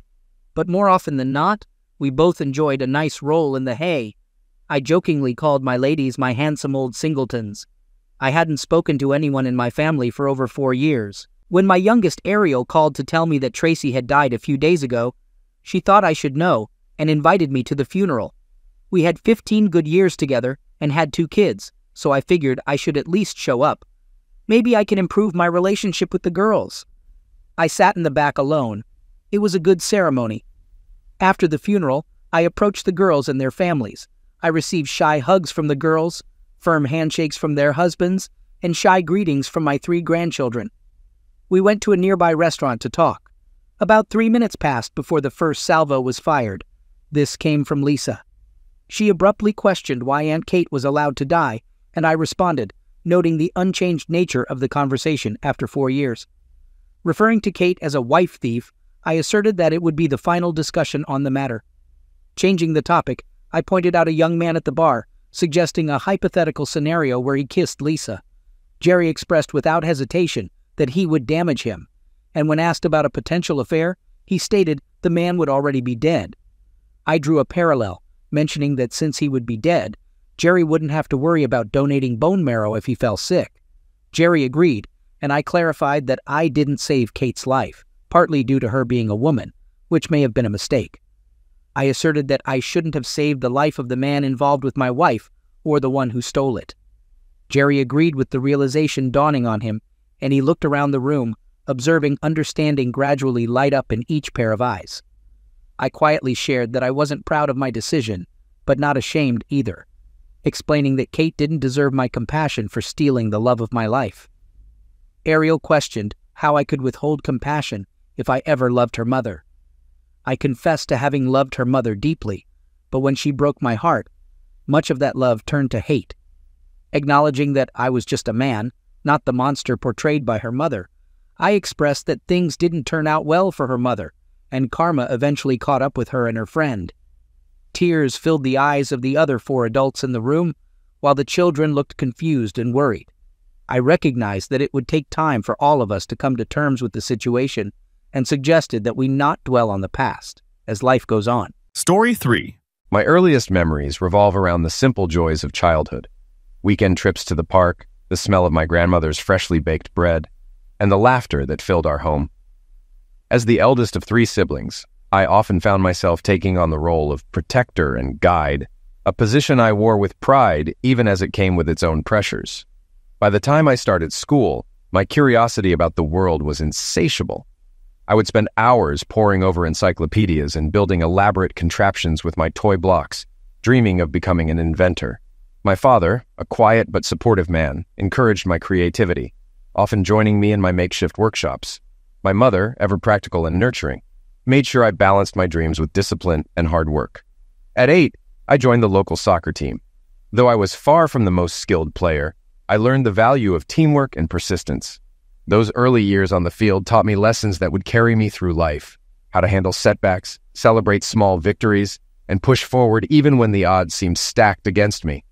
Summers were some of the most formative times of my youth. My siblings and I would spend weeks at our grandparents' countryside home, exploring the woods and learning the art of patience through fishing trips with Grandpa. These summers taught me a love for nature and a deep respect for simplicity. Watching the way my grandparents worked together, always with kindness and understanding, gave me an idealized view of what a partnership could be. In middle school, I developed a love for problem solving. Science fairs became my favorite outlet for creativity, and I even managed to win a regional competition with a rudimentary solar-powered water purifier.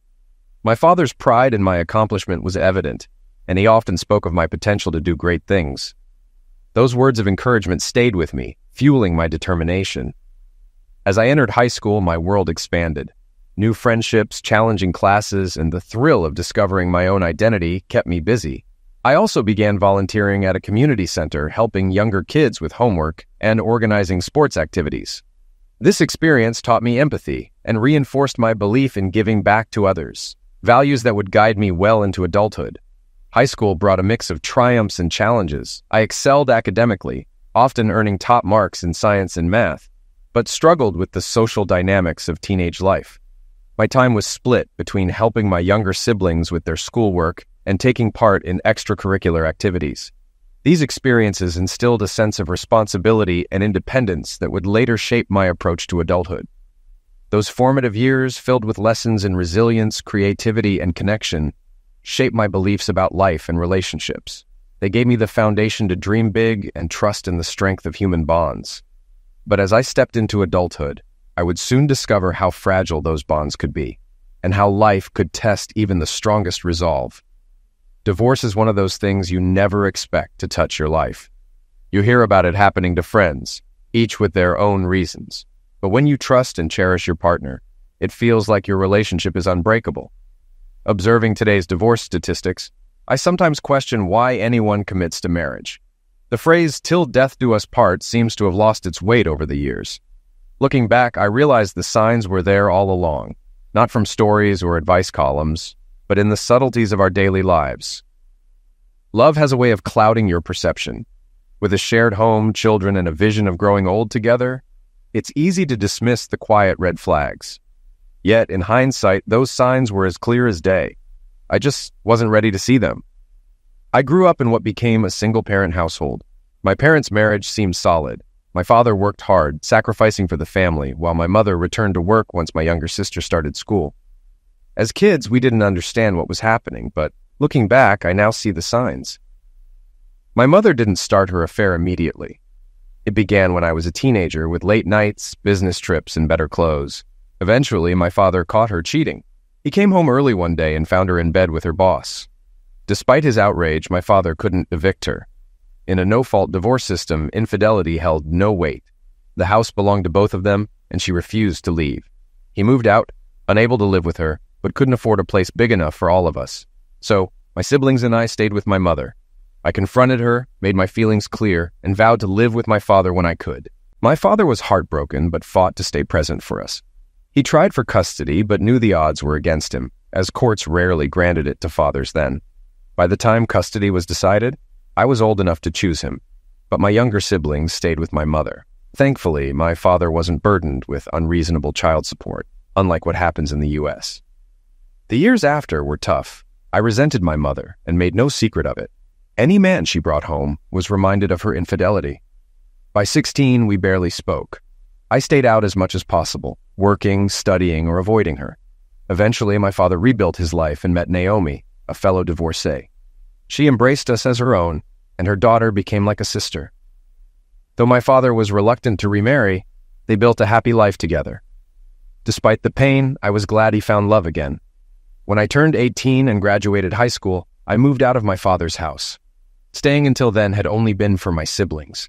My relationship with my mother had deteriorated beyond repair, and my parting words to her were harsh, an outburst of years of resentment over how she'd torn our family apart. As I packed my car, my mother sobbed, but I didn't look back. I hugged my brother and sister, promising to always be there for them. The experience left me wary of relationships. I knew I was monogamous and expected the same from a partner. After high school, I focused on work and dated cautiously, searching for someone trustworthy. At 21, I met Kylie, a recent college graduate, at a corporate event. I was working as an engineer while taking night classes, aiming for a management role. Kylie, a sales rep, impressed me with her humor and warmth. By the end of the event, I had her number. Our first date was casual, a bar in town. She admitted her job was temporary, chosen more for her looks than skills, and mentioned how uncomfortable it was being hit on by married men. We bonded over shared views on loyalty and honesty, and by the end of the third date, we shared our first kiss. As we grew closer, I opened up about my parents' divorce. Kylie was supportive, and her kindness made me feel lighter. Over time, our dates turned into dinners at my apartment. Eventually, we fell in love, and after she found steady work, we began discussing a future together, a home, marriage, and children. We bought a house before marriage, with my father co-signing the mortgage since Kylie's finances weren't in great shape. Her gratitude and my father's support deepened our bond. 3 months after moving in, I proposed, and our families celebrated with us. Our wedding was a joyful outdoor ceremony, followed by a reception under a marquee. The honeymoon on a Pacific island was blissful, and we soon learned Kylie was pregnant. 9 months later, she gave birth to our daughter. 18 months after that, we welcomed a son. Kylie was everything I'd hoped for, loving, loyal, and committed. Despite my past experiences, I felt lucky to have built a life filled with trust and love. 3 months after our son was born, we decided 2 children were enough. Kylie didn't want either of us to undergo permanent procedures, so she simply returned to birth control, which had always worked for her. Kylie stayed home until our youngest started school, then transitioned to part-time work before resuming full-time employment when both kids reached middle school.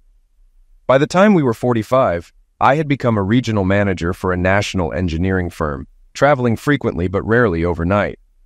Kylie ran her own successful real estate office, occasionally traveling to the city for meetings.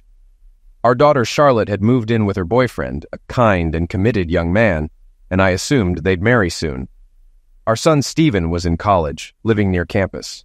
While he explored different interests, Kylie and I supported him unconditionally. After more than 20 years of marriage, I believed Kylie and I still loved each other deeply. I never betrayed her trust, even in thought. Yet memories of my father's betrayal haunted me, and when I started noticing small changes in Kylie, those fears resurfaced. "I think she's cheating," I confided to Dave, my longtime friend. "Seriously? Kylie adores you," he replied, stunned. I shook my head. I thought things would improve once the kids left, but she's been acting differently. Secretive, distant. It's like watching my mother all over again. Dave sighed. "What's your plan?" "I'm gathering evidence. If I'm right, I'll leave her. No drama, just an exit." The next morning, I went to my father's house. Naomi, his wife, greeted me warmly. Over a beer, I told Dad my suspicions. "I think Kylie's having an affair," I said. Naomi sighed, and Dad muttered, "Not again." "I've hired a private investigator," I continued. "If I'm right, I'll transfer the house to you. Legally, Kylie doesn't own it since you co-signed the mortgage." Dad frowned. "Are you sure about this?" "Completely," I said. "We agreed on fidelity when we married. If she broke that promise, I'm done. No alimony, no spousal support. She earns as much as I do. The kids are grown, so there's nothing tying us." Later, I returned home to find Kylie on the couch watching a movie. She smiled warmly, her eyes lighting up as always. "Where were you?" she asked. "With Dad," I said casually. "Work stuff, just needed his advice." She nodded, seemingly satisfied. Though I had no solid proof, my suspicions lingered. If she was cheating, she hid it well. On nights I worked late, she still snuggled up to me, whispering how much she loved me. I hoped I was wrong, but I couldn't ignore the signs. The thought that Kylie might be lying hurt deeply, but the possibility of her betrayal hurt even more. Decades of love and trust seemed on the verge of collapse, and while I was preparing for the worst, I still hoped I was wrong. If she no longer loved me, I was ready to let her go. But imagining her with someone else made me sick. I had to trust her until I had proof. It was trust but verify. When I told her I loved her, I still meant it, though the weight of doubt was suffocating. The next day, our morning routine felt normal. Kylie smiled warmly as she wished me a good day, unaware I'd be meeting a private investigator at lunch to arrange surveillance. After 20 years of marriage, I couldn't believe I was in this situation. At lunch, I met the investigator, a professional woman, not the trench coat-wearing stereotype I'd expected.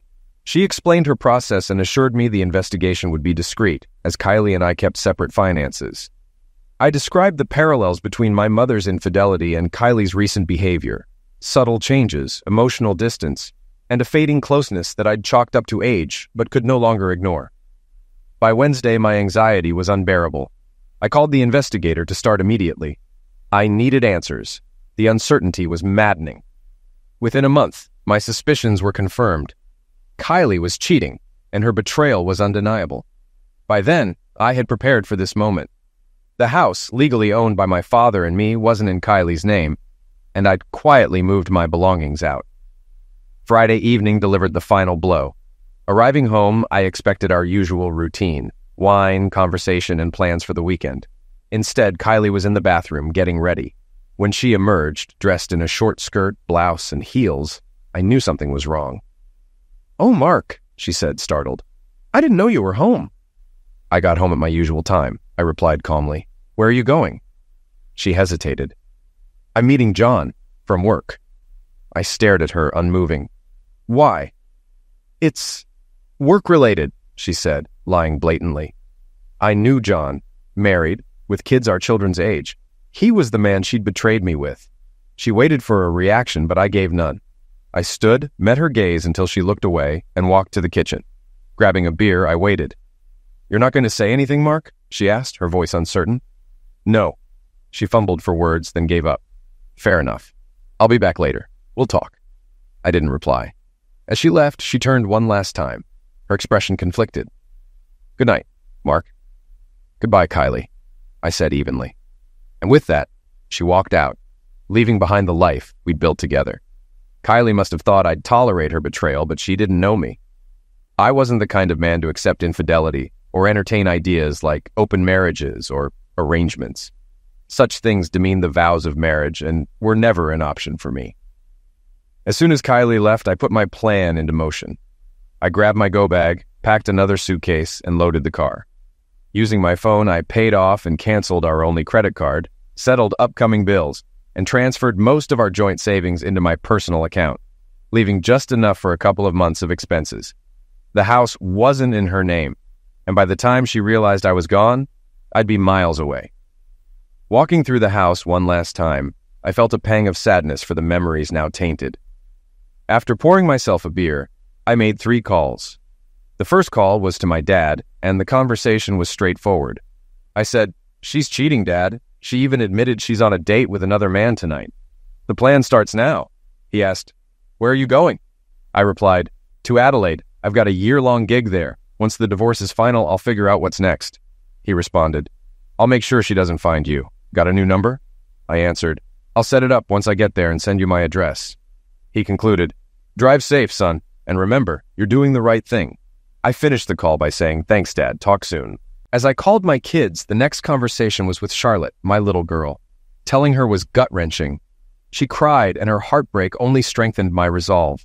I said to her, "I'll always love you. I'll send you my new info once I'm settled." After comforting Charlotte, I called Stephen, who took the news stoically. He stated, "She's a strumpet. What's next?" I replied, "I'll let her affair partner's wife know, then file for divorce. No revenge, just a clean break." He asked, "Can she force counseling?" I responded, "No. As long as we live apart for a year, the divorce will go through. And if she pushes for counseling, I'll share the evidence. The counselor can decide if they'd stay with a cheater." He continued, "Fair enough." Be careful, Dad. You know how courts can be. I assured him. Thanks, Steve. Watch out for your mom. She might try to spin this. He concluded, she knows Charlotte and I will stand by you. After those calls, I wrote Kylie a short letter explaining I was leaving and that my father would handle communication. I didn't explain why, leaving her to figure it out. I included copies of the evidence, keeping the originals for court, and left my wedding ring on the coffee table. As I drove away, a weight began to lift. I booked a hotel on the edge of the city, preparing for my trip to Adelaide. With 2 weeks to get there, I took my time, stopping in small country towns with little more than a pub, post office, and police station, sometimes all in one building. A week after arriving in Adelaide, I settled into my new role. Familiar colleagues welcomed me, showed me around, and suggested neighborhoods to consider. I spent a month in a hotel before finding a modern 3-bedroom apartment in North Adelaide, a beautiful suburb that came highly recommended.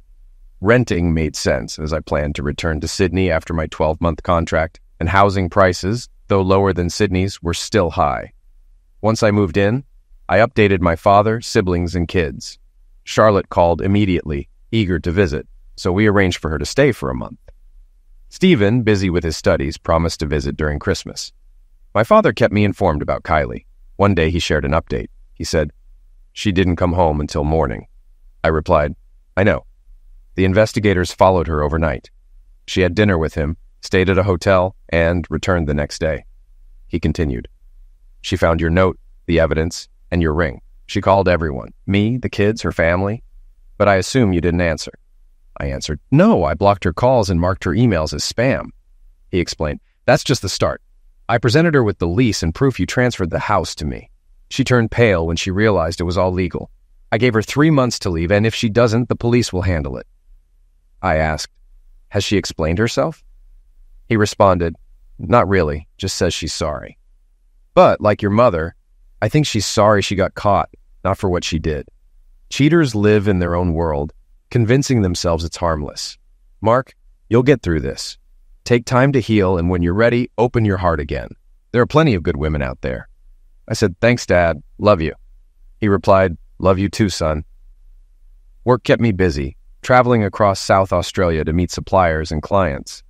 On weekends, I explored the region, especially the Barossa Valley. The divorce toughened me, sharpening my focus at work. My bosses noticed, even suggesting I extend my time in Adelaide. A month after settling in, Charlotte visited. At the airport, she ran into my arms, shouting, "Daddy!" I hugged her tightly and promised, "Once this is over, I'll come home for good." She stayed a week, and though I worked during the day, I spent every evening with her. During our talks, she mentioned Kylie's repeated calls, trying to explain herself. Reluctantly, I shared the investigator's report. By the end, tears streamed down her face. "I hate her," she cried. "That's not what I want, sweetheart," I said softly. "She still loves you, even if she made a terrible mistake." But I knew forgiveness wouldn't come easily. Saying goodbye at the airport was hard. I held her for what felt like hours before she boarded her flight. Driving home, I let myself cry for the first time since the breakup. Charlotte's visit revitalized me. We talked every night, and Stephen called often. My siblings, especially my younger sister, promised to visit, and old colleagues from Sydney reached out with support and humor. Slowly, life began to feel hopeful again. 6 weeks before Christmas, something unexpected happened. I was wandering the supermarket aisles, bored out of my mind. Grocery shopping used to be something Kylie and I did together. It was fun, full of jokes and shared moments. Now, it felt like an endless chore. Reaching for a bottle of salad dressing, my hand bumped into someone else's. Startled, I turned to see a woman standing next to me, her cheeks reddening as she quickly pulled her hand back. For a moment, I just stared. "I'm sorry," I said, regaining my composure. "No, it's my fault," she replied, smiling nervously. "I didn't see you. Please take the bottle." "I can't do that. It's the last one," I said, surprising myself with unexpected confidence. "How about this? You take it, but only if you agree to have coffee with me afterward." Her blue eyes sparkled behind thin-rimmed glasses as she blinked in surprise, then smiled. "I'm Jennifer," she said, extending her hand. Her touch was warm, her skin soft. "Mark," I replied. "So, do you often let strangers pick you up in supermarkets?" She laughed lightly. "No, you're the first. Are you sure I'm not married?" "If you are, I'll withdraw my invitation," I said. "But if you're not, I hope you'll say yes." She nodded. and I couldn't help but smile back. Her brunette hair framed her face perfectly, and her presence stirred something in me that I hadn't felt in years. For the first time in what seemed like forever, I felt a glimmer of hope. Jennifer took my phone, entered her number, and sent me a quick text to ensure I had it. "I'll be done shopping in about half an hour," she said. "I'll need to take everything home first, but I can meet you in a couple of hours." "Are you local?" I asked. "Yes, I live nearby. What about you?" "Same. I hate driving too far just for groceries," I replied with a grin. She rested her hand briefly on my arm, her touch steady and warm. "Let me know where to meet, and I'll be there. It's been too long since I've had a coffee shop date."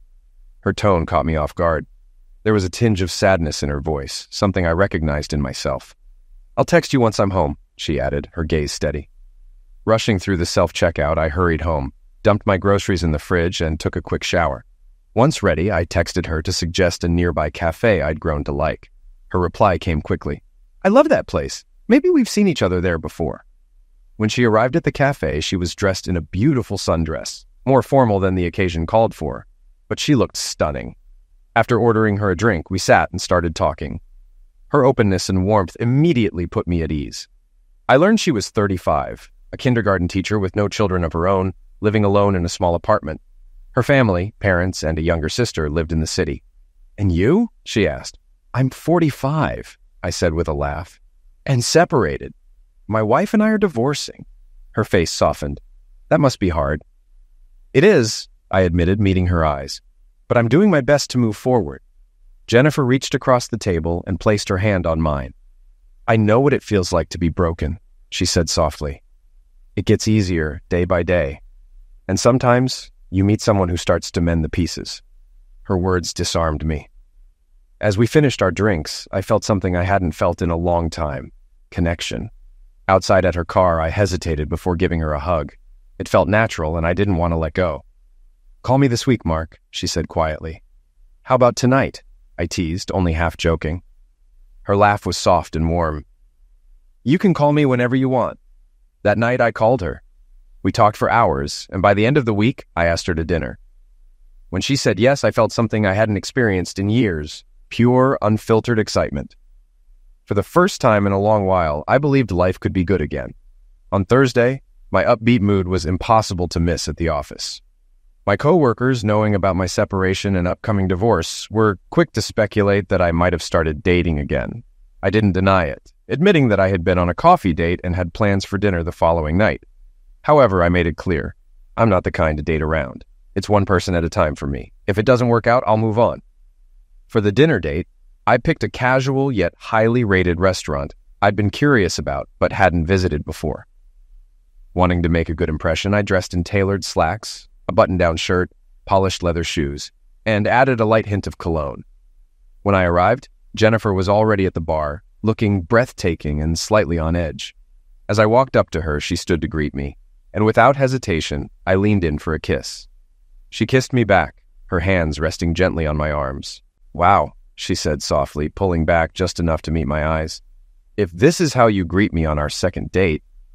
"I wanted to do this after the first," I admitted with a small smile. Before we could say more, the waiter came over to lead us to a cozy semicircular booth where we could sit side by side. Over drinks, we began talking about our week. Jennifer's enthusiasm for her teaching career was contagious, and when she confided her desire to have children someday, I shared my own dreams. The conversation flowed easily, pausing only when the waiter took our order. We split an appetizer and dessert, but chose individual main courses. Throughout the meal, I found myself captivated by her. The way she spoke, the subtle movements of her hands, her expressions. A few times she caught me staring, and each time her cheeks turned pink. After dinner, we walked to a quiet bar I'd researched earlier. The dim lighting and soft piano music created the perfect atmosphere as we sipped our drinks, her cocktail and my bourbon, and kept talking. "What's on your mind, Mark?" she asked after a pause, sensing my hesitation. I took a deep breath and decided to be honest. I told her about my marriage, how it began, the life we built together, and the family we shared. Then I shared the difficult truths about my parents' divorce, my strained relationship with my mother, and the ways those experiences had shaped me. As I spoke, I realized my wife had fallen into similar patterns. Finally, I explained why I had left and the steps I was taking now. "I'm still technically married," I admitted, my voice low but firm. We live apart, and the relationship is over in every way but legally. I came here to finalize the divorce. I don't know if you'd see that as a form of cheating, and I wouldn't blame you if you did. But my marriage is done. It exists in name only. I'll return to Sydney to finish everything once it's finalized. Jennifer looked thoughtful. And if you meet someone here, she asked quietly. I'd be upfront with her, I said honestly. But my kids are in Sydney, and being this far from them is the hardest part of all. I miss them every day. Her hand covered mine gently, offering comfort. After a moment, she spoke. My ex-husband was, let's just say, not a good man. I was 19 when I met him, and he was 25. My parents tried to warn me, but I didn't listen. I thought I was in love. She paused, her voice softening. At first, I didn't notice the signs. But soon after we married, they became impossible to ignore. He let me keep my job, surprisingly. But everything else was under his control. Little by little, he isolated me from my friends and family. At home, I was nothing more than a servant, and something worse. She hesitated before continuing. If I spoke up, I was disrespectful. If I dressed nicely, I was attention-seeking. Spending money on myself? Irresponsible. Everything I did was wrong in his eyes, and he never hesitated to tell me so. I felt a knot in my stomach. It must have been unbearable, I said softly. She nodded, her expression somber. Eventually, I knew I had to leave. I could see the anger in his eyes, and I was afraid he'd injure me. I called my dad, crying, and begged him to help. He came with my uncles and a few friends. My ex tried to fight back, but he couldn't stand up to a group of men. Her tone brightened slightly. My dad knocked him out with one punch and tied him to a chair while I packed. That same day, I filed a police report, got a restraining order, and started divorce proceedings. It's been 7 years since then. He has no idea where I am, and I haven't dated much because I've been too scared. She looked up at me, her eyes soft. But then I met you, Mark. For the first time in so long, I felt something real, something I never felt with him. I leaned in, kissing her gently. Tonight was wonderful, Jennifer, I said as we pulled apart. I'd really like to see you again. Her smile widened. Anytime you want. I'm not a bad cook. You could come over for dinner sometime? Deal, I said, grinning. But next time, I'll cook for you. We agreed on Wednesday evening. But I expect your usual nightly call and plenty of messages until then, she teased. Play your cards right, and you might even get a surprise or two. What about tomorrow? I asked. What about it? She replied with a playful smirk. Let's go to the beach, I suggested. You just want to see me in a swimsuit, she teased. No, I chuckled. I just want to spend more time with you. Later that night, I saw her text pop up. Jay, I had an amazing night, Mark. I wanted you to stay, but I don't want to rush this. M, I don't want to rush either. But when Wednesday comes, bring a change of clothes. I'd love for you to stay, even if it's just to share the same bed. Jay, I'm tired of being alone, Mark. M, so am I. The following morning, I picked her up outside her apartment. She greeted me with a radiant smile. So, what do you think? She asked, twirling slightly. Do I need a broom to keep the other men away? I chuckled. You look incredible, I said, completely sincere. We spent the day at the beach, starting with breakfast at a cozy little cafe, and then lounging under the sun for hours. As the evening approached, she leaned in close and murmured, Go home, grab a bag, and come back. Stay the night with me. I didn't hesitate. I rushed home, packed quickly, and returned to her place in record time. When she opened the door and saw me catching my breath, she laughed softly, grabbed me by the shirt, and pulled me inside. That night wasn't hurried or frantic. It felt natural, like everything was finally falling into place. The next morning, she made breakfast while we relaxed in a shared, peaceful silence. No words were needed. Just being together felt perfect. Take your time, Jenny, I said gently. We have all the time in the world. Deep down, I already knew I was falling for her, and I could feel she was falling for me, too. Yet a small voice in the back of my mind whispered caution. Was this happening too fast? I had just left a 20-year marriage and found myself captivated by the first woman I met.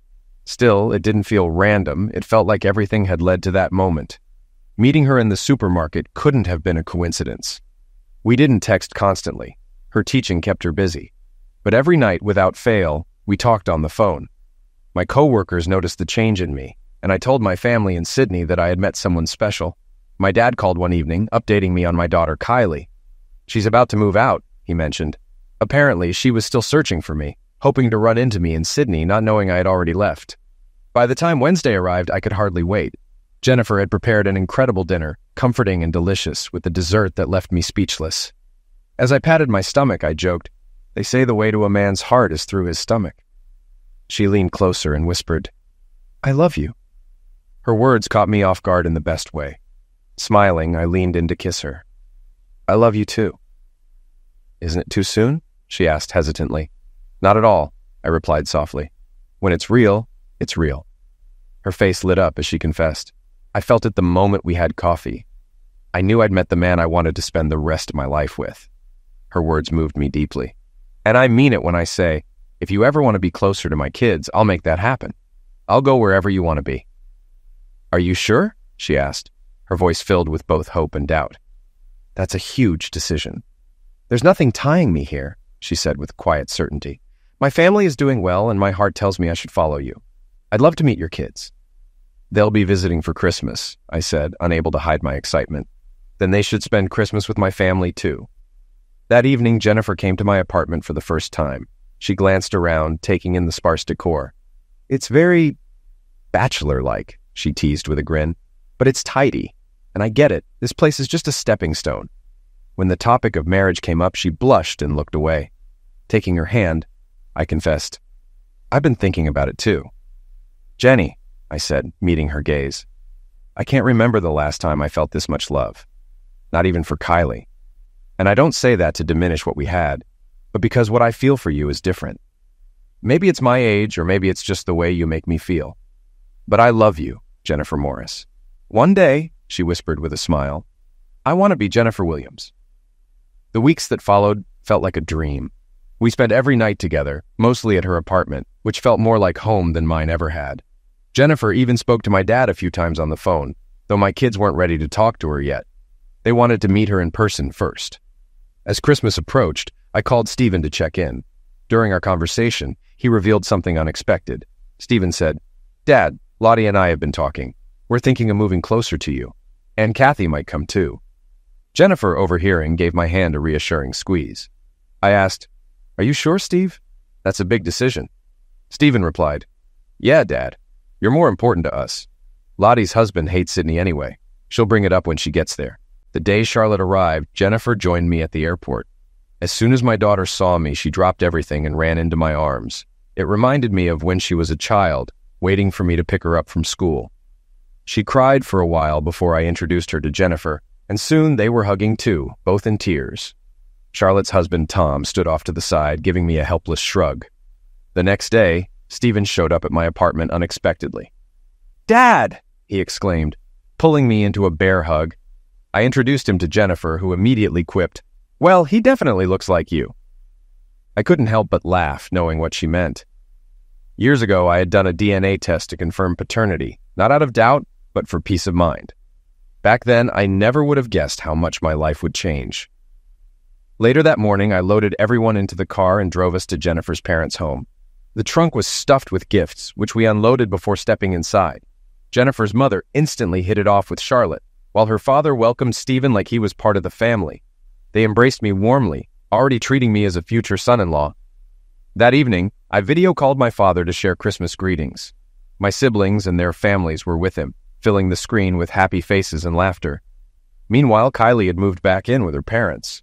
Surprisingly, her affair partner's life had also unraveled. His wife had exposed his infidelity, leading to his firing for misconduct. Kylie wasn't faring much better. She had been demoted at work and abandoned by mutual friends who couldn't overlook her betrayal. Spending Christmas with Jennifer's family felt like a dream. My kids took countless photos for social media, though I didn't pay much attention to that world. Messages from old acquaintances began trickling in, asking about my life. I kept my answers vague, avoiding unnecessary drama. Some shared updates about Kylie, but I brushed them off. It no longer mattered. I was focused on moving forward.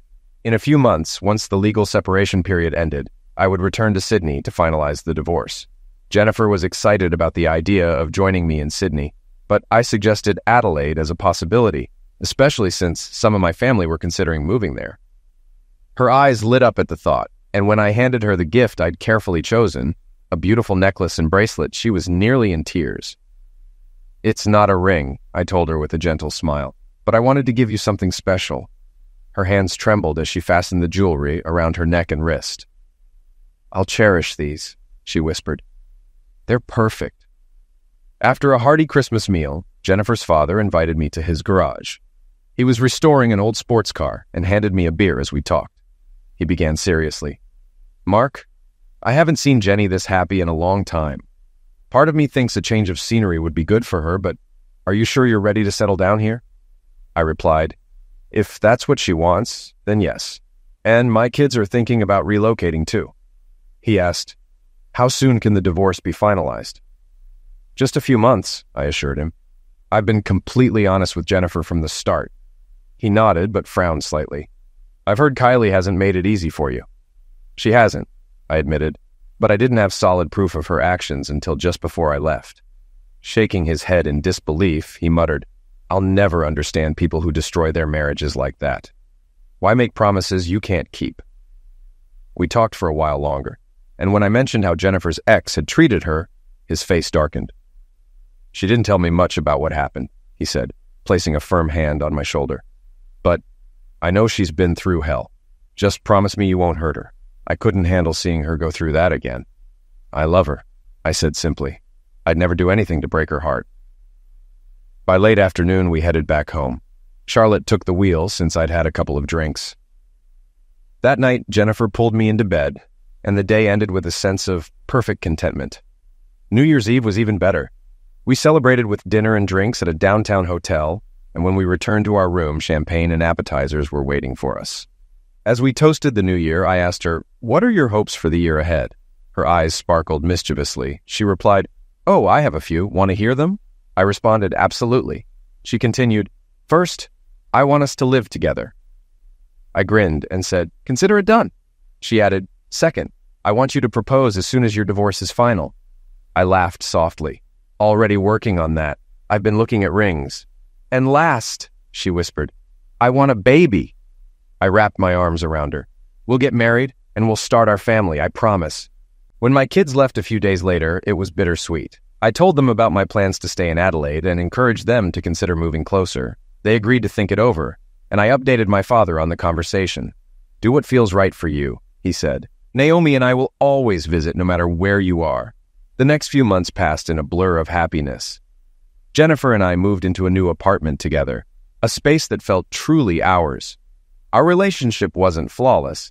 Trust issues occasionally surfaced, and we faced challenges, but we tackled them together, always committed to open communication. Jennifer's love and support helped me heal and rediscover parts of myself I thought I'd lost. When the time came to finalize the divorce, I was ready. I had already bought an engagement ring, but I knew there was one final hurdle to clear. Jennifer accompanied me to Sydney, nervous but determined to be by my side. At the airport, my father, siblings, and children greeted us warmly. We stayed with my dad while the legal process unfolded. Although I had completed all the necessary paperwork, my lawyer informed me that Kylie was contesting the divorce. "She's trying to delay the process," he explained, "but you followed all the legal requirements. The court isn't likely to side with her." Still, Kylie requested a meeting. "She's willing to sign the papers if you agree to hear her out," the lawyer said. Jennifer supported my decision. "If it helps you move on, I think you should do it," she said gently. My father agreed. "Let her say her piece, son. You're building a new life now. Don't let this hold you back." With a deep breath, I agreed. "All right, let's arrange the meeting." A week later, we were in court. Jennifer sat beside me, her quiet presence giving me strength. As the final pieces fell into place, I knew the end of this chapter was finally within reach. A month and a day after the judge finalized the divorce, I hadn't seen Kylie since the night she walked out for her date. Jennifer and I arrived at the attorney's office, where my lawyer explained that Kylie and her attorney were already waiting in a private room. Only the four of us would be present. Holding Jennifer's hand, I led her inside. The moment we entered, Kylie's eyes widened in disbelief as she took in the sight of me with another woman. I didn't acknowledge her. Instead, I pulled out a chair for Jennifer and made sure she was comfortable before sitting beside her. My lawyer took the seat on my other side. I placed my hand over Jennifer's, resting them on the table where they were clearly visible. She leaned closer, her head gently resting on my shoulder. Only then did I finally look at Kylie. She didn't look good, worn down, as though life had taken a toll on her. I'd heard enough from mutual acquaintances to know her world had fallen apart. She had no relationship with our daughter, and our son barely spoke to her. My family had cut her off entirely, and even her own family supported her more out of obligation than love. I felt no sympathy. She had made her choices, and they had led her here. "All right," I said bluntly. "You wanted to talk, Kylie. Say what you need to so we can finalize this divorce and move on. You're in my past, and that's where you'll stay." Her voice was unsteady as she asked, "Who is she?" Jennifer gave a small smile. "I'm Jennifer Morris," she answered confidently, "Mark's fiancée, as soon as this divorce is finalized. One day, I'll be Jennifer Williams. And I'll say yes," Jennifer added with quiet certainty, "because there's nothing I want more than to be his wife and the mother of his children." I turned to Jennifer with a warm smile before facing Kylie again. "As soon as she accepts, we'll plan a small wedding. With any luck, by the time we're married, we'll already be expecting." Kylie's expression twisted with pain, and for a brief moment, I felt a flicker of recognition. I knew her well enough to see it was genuine. "You've moved on so quickly," she said bitterly. "I wasn't the one who cheated," I replied, my tone sharp. "That was you. You never explained yourself, and when I walked out that night, you didn't even try to stop me." "I shouldn't have had to fight for you," she shot back. "And I shouldn't have had to deal with betrayal," I snapped. "I was your husband, Kylie. You were supposed to respect our vows. Instead, you destroyed our marriage. Do you regret it? Don't bother answering. I know you don't. You only regret getting caught. After 20 years, you proved who you really are." Her lawyer cleared his throat, but I held up a hand. "She wanted this meeting, so I'll say what I need to." Kylie's voice cracked as she said, "I made a mistake." "Cheating isn't a mistake," I countered. "It's a series of choices. Whether he seduced you or you pursued him doesn't matter. You betrayed me." "It was just Zex," she murmured defensively. I laughed bitterly. "That's the classic excuse, isn't it? You were supposed to be with me, not some guy from work. I warned you before we got married what cheating would mean. I saw it with my own parents, and I saw it happening with you. So I left." "If I hadn't gone out that night, would you still have left?" she asked, her voice trembling. "Yes, but it would have been different. That night you disrespected me on another level. You deserved everything that came after." "You took all our money," she said, anger flaring in her tone. "Consider it compensation for 20 wasted years," I replied coldly, then softened. "No, not entirely wasted. You gave me our 2 kids. That was the only good thing." "You sold our house?" she exclaimed. "I gave it to my father," I corrected. "He rents it out and plans to sell it soon so I can buy a new home where I live now." "You didn't even give me a chance," she whispered. "You didn't deserve one." "Where are you living now?" she asked, her voice hollow. "That's none of your business," I said flatly. "You stopped being part of my life the moment I left.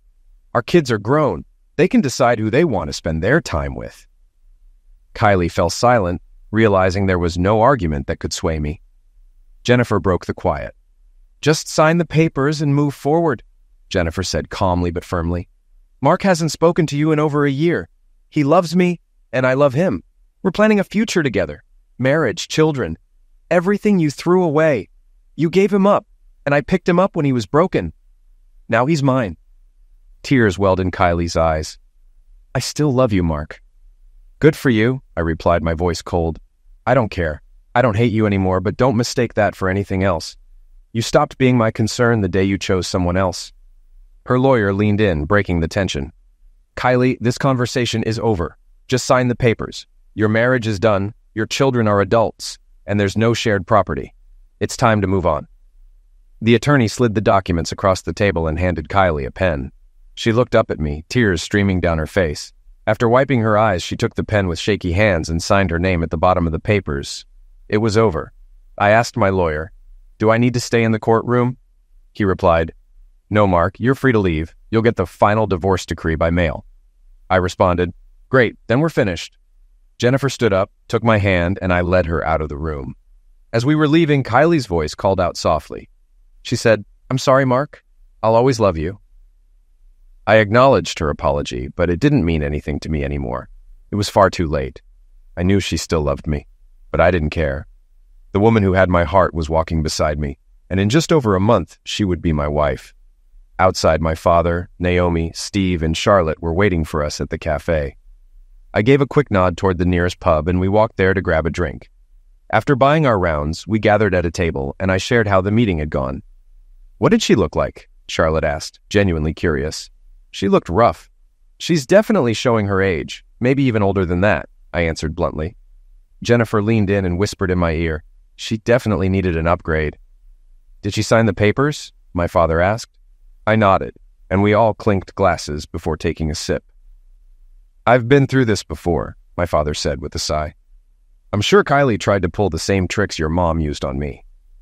"She didn't blame me, Dad," I explained, "but she did try the old excuse."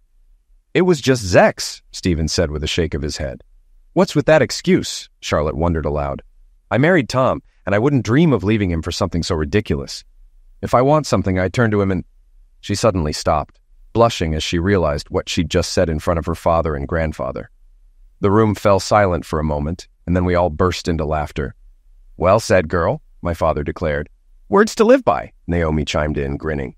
"Your grandfather doesn't stand a chance, and if he ever needs help, there's always someone available." "Naomi, that's my grandfather," Charlotte gasped, mortified. "He's not dead yet," my dad protested. "I'm still in my prime at 65. Naomi laughed. "We met at the right time. We both came from failed marriages due to infidelity. But we've promised to treat each other well." "I'm just relieved this is almost over," I admitted. "I hate being a divorcee, but infidelity is a deal breaker for me.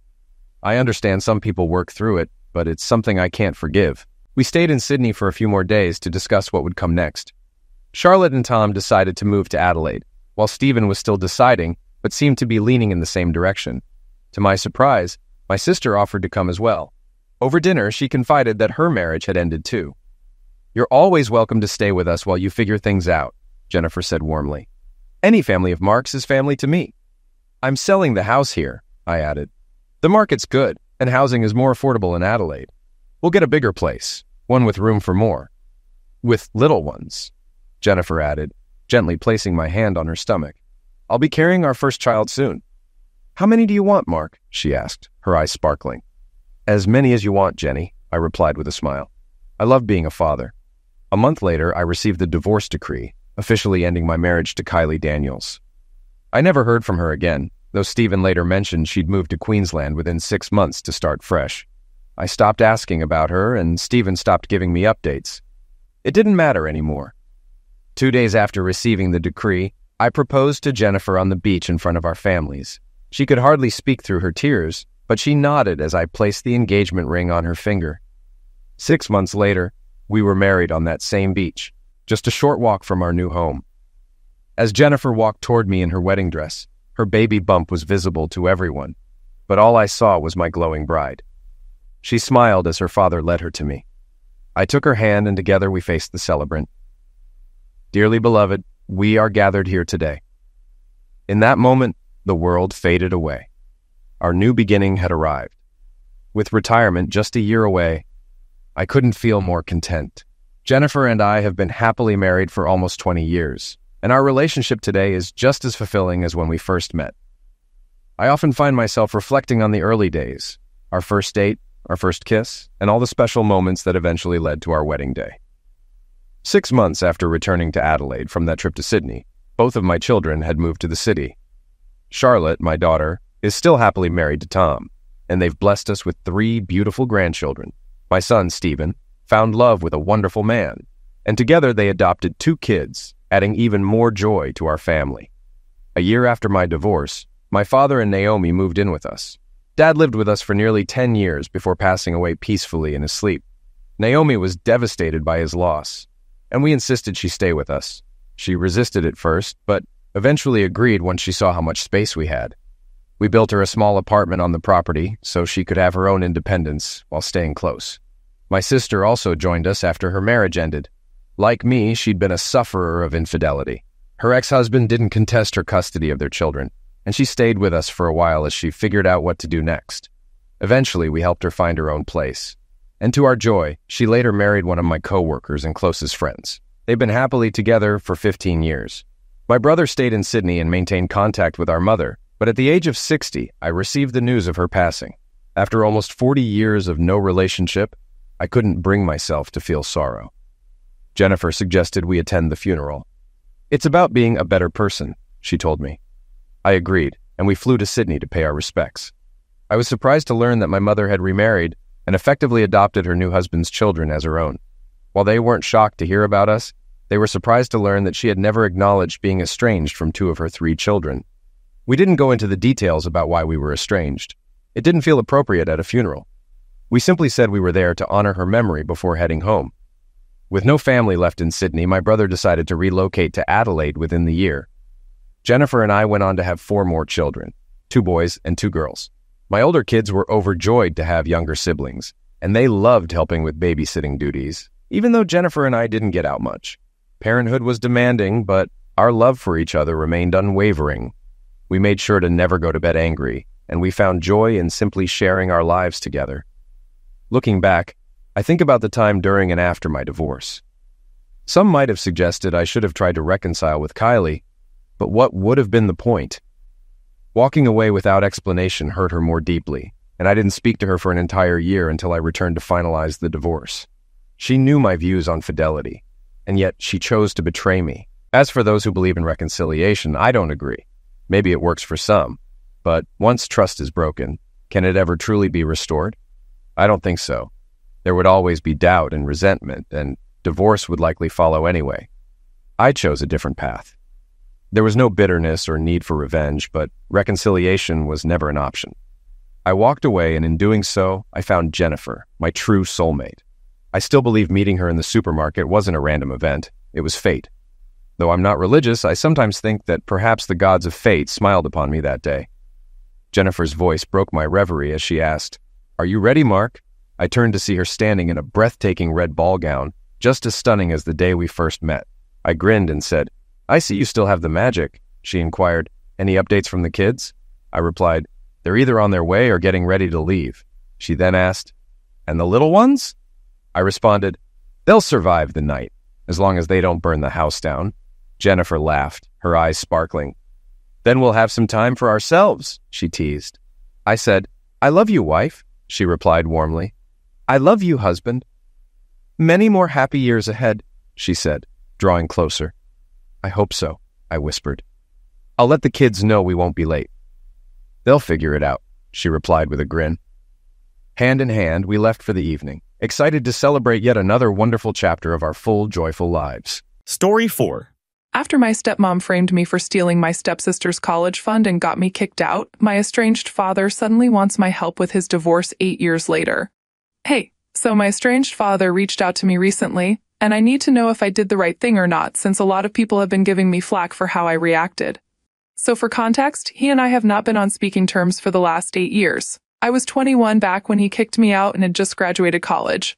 So I was living with my family for a couple of months before I started working and saved enough money to move out. My parents got divorced when I was 7, and when I turned 17, my dad started dating my stepmom, Becca. My stepmother had also been married before, but unfortunately, her husband had passed away 6 years before she started dating my father. She also had a daughter from her previous relationship, my stepsister Alexa, who was 4 years younger than me. The first time that I met Becca and Alexa, I sort of got a really weird vibe from them, like they were not happy to meet me. But I thought that maybe they were just shy, and I didn't think much of it. But the more time I spent with them, the less I thought they liked me. After 1 year of dating, Becca and Alexa moved in with us, but that was the year that I moved out for college, so I didn't spend much time with them at home. I would only get to see my family when I would come back home for the holidays, and every time that I would come back, they would always act very weird around me. They got married when I was in my 2nd year, and even then, they didn't seem to like me. I don't exactly know how to put it into words, but it was like they did not appreciate me being around and seemed much happier when it was just them and my father. After graduation, when I moved back in with the intention of staying at home so I could save some money before permanently moving out, I decided to talk to my father about this because I didn't want to live in a house where I felt unwelcome all the time. When I discussed it with him, though, he told me that I was just imagining it, and Becca and Alexa loved me, so I decided to believe what he was saying and moved back in. But within a couple of weeks, he had been proven wrong. They definitely did not love me, and if anything, they actually hated having me around. Becca was constantly cold to me and rarely ever even acknowledged my existence, and Alexa seemed to have it in for me and was constantly trying to get on my nerves and pick fights with me. I brought it up with my dad a couple of times, but because their behavior around him was very different. He thought that I was just reading too much into the situation and that they were probably just getting used to having me around. Now, this went on for a couple of months, and no matter how much I tried to avoid them, they just kept trying to make life difficult for me. After a while, I even stopped complaining to my father about it because there was no point. All I wanted was just to save enough money to be able to move out. But I was kicked out of my home quite unceremoniously because Becca and Alexa framed me for stealing her college savings. One day, I had left the house around noon to go house hunting with a couple of my friends because Becca and Alexa were driving me crazy, and I really wanted to move out as soon as possible. I came back home in the evening, and my dad was already there. He looked extremely disappointed and told me to pack my stuff and leave as soon as I entered the house. I had no idea what was going on, and I was caught off guard. When I asked him what was going on, he told me that he had never expected me to turn out to be such a desperate lowlife, and he had never thought that I would stoop to such levels just for money. I had no idea what he was talking about, and I had tears in my eyes because the things he was saying were really harsh, but instead of trying to talk to me, he told me that he had no time for my act and he just wanted me to leave now.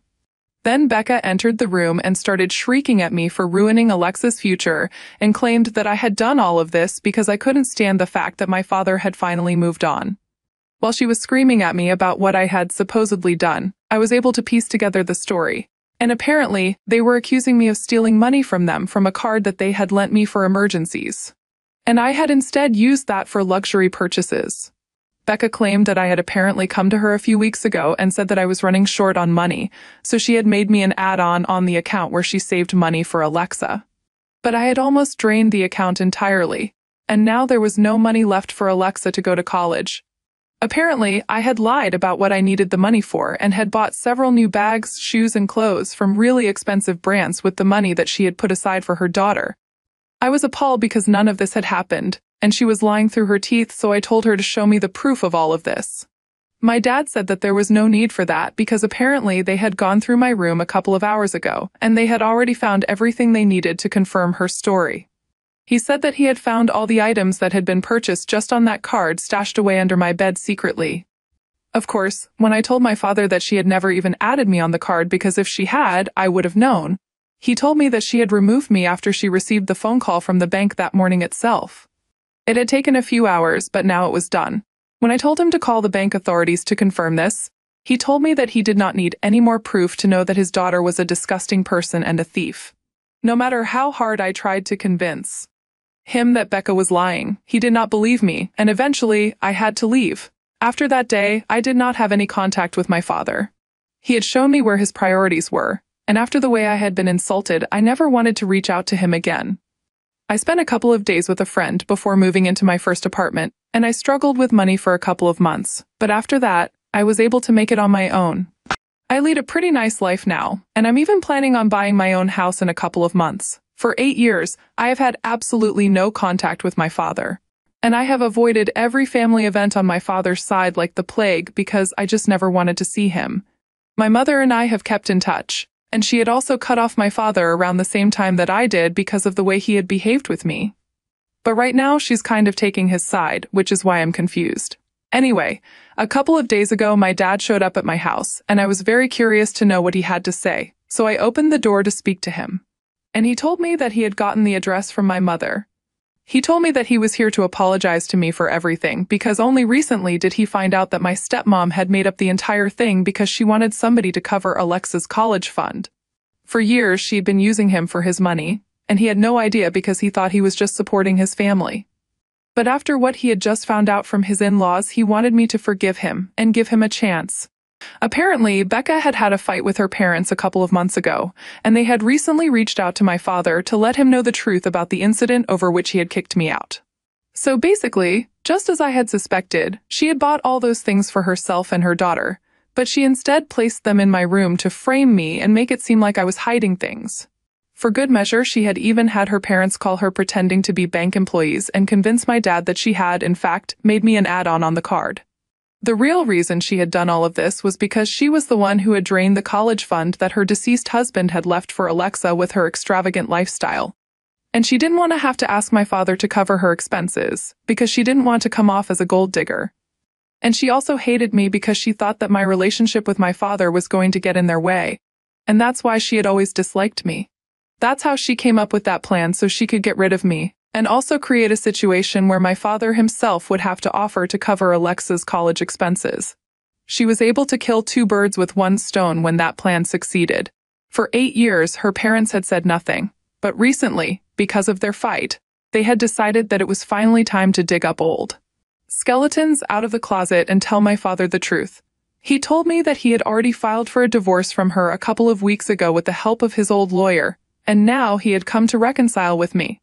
He said that he knew one of my friend's fathers was a really reputed divorce attorney, and now he wanted me to fulfill my duty as his daughter and help him out by putting him in touch with my friend's dad because Becca and her lawyer had come up with a ridiculously one-sided petition. My dad also wanted me to get a lawyer, and he wanted me to agree to lower his rates for my father. It was so outrageous that I literally ended up laughing in his face before shutting the door.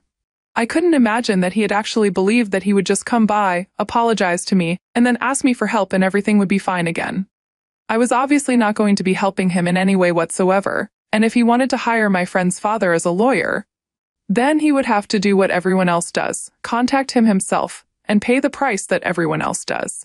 It was not my problem that his old lawyer was unwilling to fight this case because it seemed too complicated and he just wanted to retire. So after I shut the door in his face, I told him to go away before I called the cops. I didn't think that there was anything left to say, but after that, my mother called me up to let me know that what I was doing was not right. I honestly have no idea why she's on my dad's side all of a sudden, but I got really mad when she told me that she didn't agree with my decision of not helping him. She said that everyone makes mistakes, and my dad was also a normal human being just like us. So it was not fair for me to hold him to an unrealistic standard and act like it was not okay for him to make mistakes just because he was my father. It was not that I had a problem with the fact that he had made a mistake by trusting his wife, but my problem was with the fact that he had trusted her over me, his daughter. And I still haven't forgotten the fact that he had called me a disgusting person and a desperate lowlife when he kicked me out of the house. He had raised me, he literally knew me, and in spite of that, he thought that I was capable of doing such a nasty thing that I was being accused of. It was the fact that even after 8 years, he was not just here to say sorry, but to ask for my help. If he hadn't needed my help, I don't think he would have shown up to apologize. It took him 8 years to realize that he had made a mistake, and here he was, repeating exactly the kind of behavior that I had hated him for. I tried to explain this to my mother, but she just kept saying that he had accepted his fault, no matter how late it was, and that counted for something, so instead of acting like this, I should forgive him and be the bigger person because I definitely should help him out. The thing is, I don't think I can help him out, even if I want to. Granted, my friend and I are very close, and I'm pretty sure that I can ask him to talk to his dad and work with my father. But I don't think I'll be able to convince them to lower their cost because the best divorce attorney in town doesn't come for cheap. So why would I even commit to something that I'm not even sure I would be able to pull off? My mother and I ended up arguing about this for about half an hour, and both of us were pretty irritated with each other by the end of the phone call. She just refused to see where I was coming from, and I didn't understand what she was even talking about because I didn't think she made sense. And now we're also not speaking to each other, and I'm wondering if I made a mistake or not. I don't think that what I did with my father was that wrong, but my mother's reaction is making me think otherwise. AITA for refusing to help my estranged father with his divorce? So I've decided I'm going to stay away from both my parents. You guys in the comments are right. I don't owe my father anything after how he treated me, and the fact that he apologized to me literally weeks after finding out the truth just goes to show that he wouldn't have apologized if he did not need my help.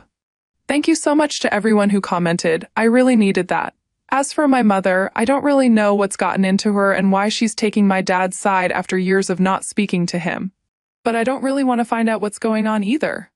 On the phone call, I asked her if she was talking to my dad and if she was in touch with him. She said no. She told me that for the past 8 years, after I had been kicked out, she had not had any contact with my father.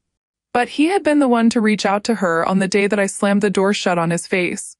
She told me that he had been crying, and that's why she had decided to hear him out, because my father is not exactly a very emotional man, and it's very difficult to make him cry. So she wanted to know what was going on that had made him call her.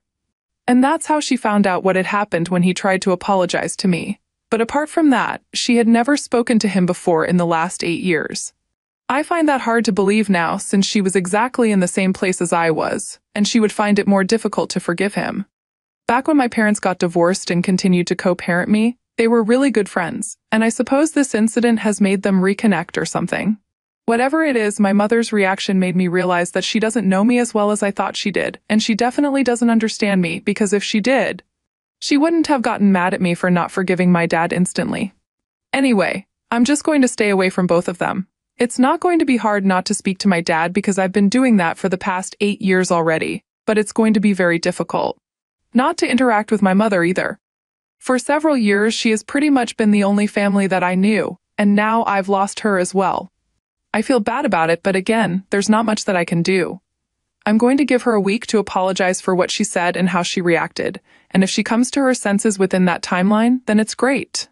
But if she doesn't, I don't even know what I'll do then. I might have to cut her off permanently after that, and even the thought of that makes me very sad, but I can't help it. I have to look out for myself as well. Update 2. Okay, so 1 week has not yet passed, but my mom did reach out to me. Unfortunately, it was not to apologize. I hadn't blocked her on anything because I wanted to see if she was going to talk to me or not, and she did. She texted me yesterday asking if she could visit me and talk to me in person because she thought it would be better to clear the air personally. I agreed to let her visit because I wanted to sort things out with her as well, and I honestly thought she was going to apologize. So when she came over, I was very nice to her and everything. She started off by telling me that she had been thinking about the last conversation that we had had, and maybe she hadn't tried to understand me that well. So she was here to give that conversation another shot. I thought it was a bit weird that she was asking me to repeat the same things, but I did, hoping that it would help her understand where I was coming from, and then maybe she would find it easier to apologize to me so we could end this once and for all. But after I was done explaining my feelings on this whole situation, she told me that now that we had calmly discussed this, she wanted me to have the same conversation with my father because she knew that I was capable of answering with dignity instead of slamming doors shut, and my dad deserved an explanation for everything. Because even when he had thought that I had stolen Becca's money, he did not call the cops on me, and he even convinced Becca to do the same. It doesn't matter that everything was made up. What matters is that he tried his best to protect me, even when he thought that I had done the wrong thing. So the least I could do was give him a chance to talk to me. She said that she knew she had raised her daughter, who was kind at heart and wouldn't say no to this. But I told her that she didn't know me as well as she thought she did, and I had no forgiveness in my heart for my father because he had treated me like crap in the past. And I don't owe him anything. Not even an explanation. I was very upset that even after all of this, she had not apologized to me. So I told her that after this, she should only contact me if she wanted to apologize, and otherwise, I did not want to speak to her. But then she started fidgeting and said that I shouldn't act this way because at the end of the day, family is all that we have, and if we can't even rely on them to forgive us when we are wrong, then it'll be a miserable existence for us. I thought it was just a bunch of BS, and I told her that I did not want to speak to her and discuss this any further, so I asked her to leave. That was when she finally told me that she couldn't leave because she had promised my father that she would get me to talk to him, and unless I told her that I would talk to him at least once, she couldn't go because she had to live up to her promises, and she really wanted me to work things out with my dad. She claimed that she did not want to lose me, and she was really sorry that I felt like both my parents had let me down, but ultimately, they were my parents.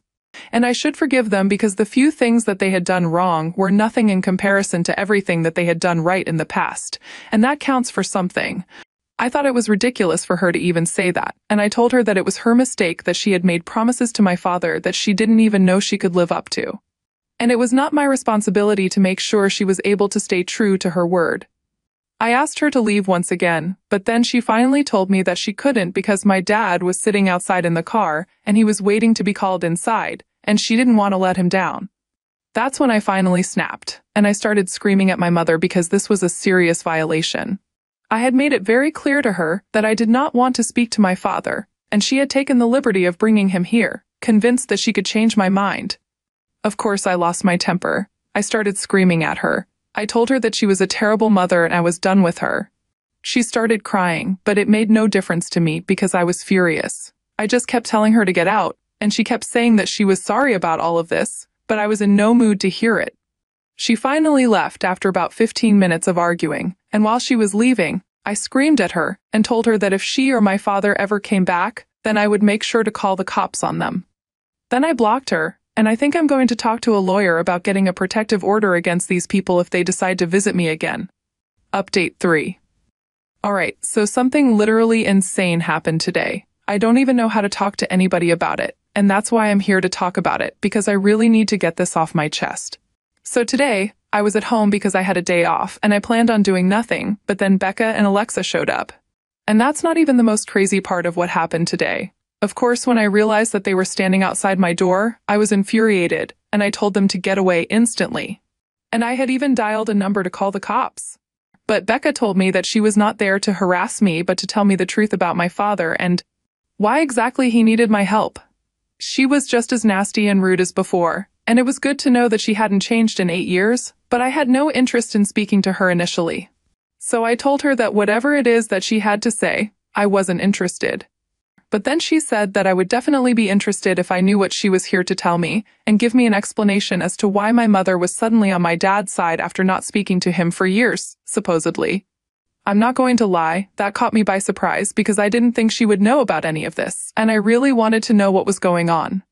So after some deliberation, I invited her in, but she refused to even step inside my house, and said that she was only here to tell me the truth, and then she would be gone. With her daughter standing right outside my door, she told me that a couple of weeks ago, her parents had revealed the truth about the incident that had taken place 8 years back to my father. And they got into a massive fight over it, and he decided to head for a divorce. The reason she had been fighting with her parents was because she stopped sending them money every month like she used to, because even my father wasn't giving her the kind of allowance that she wanted. And she got a bit too greedy in case anyone wanted to know what exactly they had been fighting about. And because my father had cut down her allowance without an explanation, she decided to do some sleuthing and found out that my dad was having an affair with my mother. And she realized that he was probably planning on leaving her, which is why he had been saving money. So, she decided to stay with him, and then she would file for a divorce on her own terms eventually. But before she could do that, my dad found out the truth, and their whole fight happened, and both of them found out about each other's true colors. Under normal circumstances, it would have been very easy for my dad to end this marriage without giving Becca anything, but because he had also been cheating and had been unfaithful to her. And Becca hadn't worked in the past 10 years, she drew up a petition that would benefit her, and he wasn't fine with that, which is why they were fighting tooth and nail right now. The reason she was telling me about all of this was that a couple of days ago, my father had apparently threatened her on the phone and told her to back off because I was apparently going to put him in touch with a divorce attorney, and then she would be screwed. Obviously, he was bluffing, but Becca did not want to take that risk, so she had come to tell me the truth. I was literally shocked that all of this was happening, but in a way, I was glad that I finally had an explanation as to why my mother had been acting so strange about my father. Once Becca had told me everything, she told me that it was up to me whether I wanted to help my dad or not, and then she left. For the first time in her life, she had been of some actual use to me, and I'm grateful to her. After this, there's no way that I'm ever going to keep in touch with my parents again. I can't believe that my mother tried to gaslight me into believing that my dad deserved a second chance for her own selfish reasons. My parents truly are a match made in heaven. They definitely belong with each other, and I'm glad I'm not in their life anymore. I'm going to be living on my own now, and I would like to thank my lucky stars that I had the good sense not to forgive any of them. Update 4. Hi. So it has been a couple of months since I posted here, and people wanted to know how things were going with me. So it's been going pretty well, and I'm pretty happy on my own. I do occasionally miss my mother, but then I remind myself of how she betrayed me, and then it's a bit easier for me to deal with her absence. I heard from a couple of relatives that my dad is now back with my mother again, and his divorce was finalized a few weeks ago, I think. I don't know what exactly he lost in the divorce, and I'm not interested in knowing either. Some of my relatives have been invited to my parents' wedding in a couple of weeks. They wanted me to know about it in case I want to show up and make things right with them, but I don't really care, and I definitely do not want to make anything right with them. I'm happier and better off on my own, so that's how life is right now, and I'm pretty content.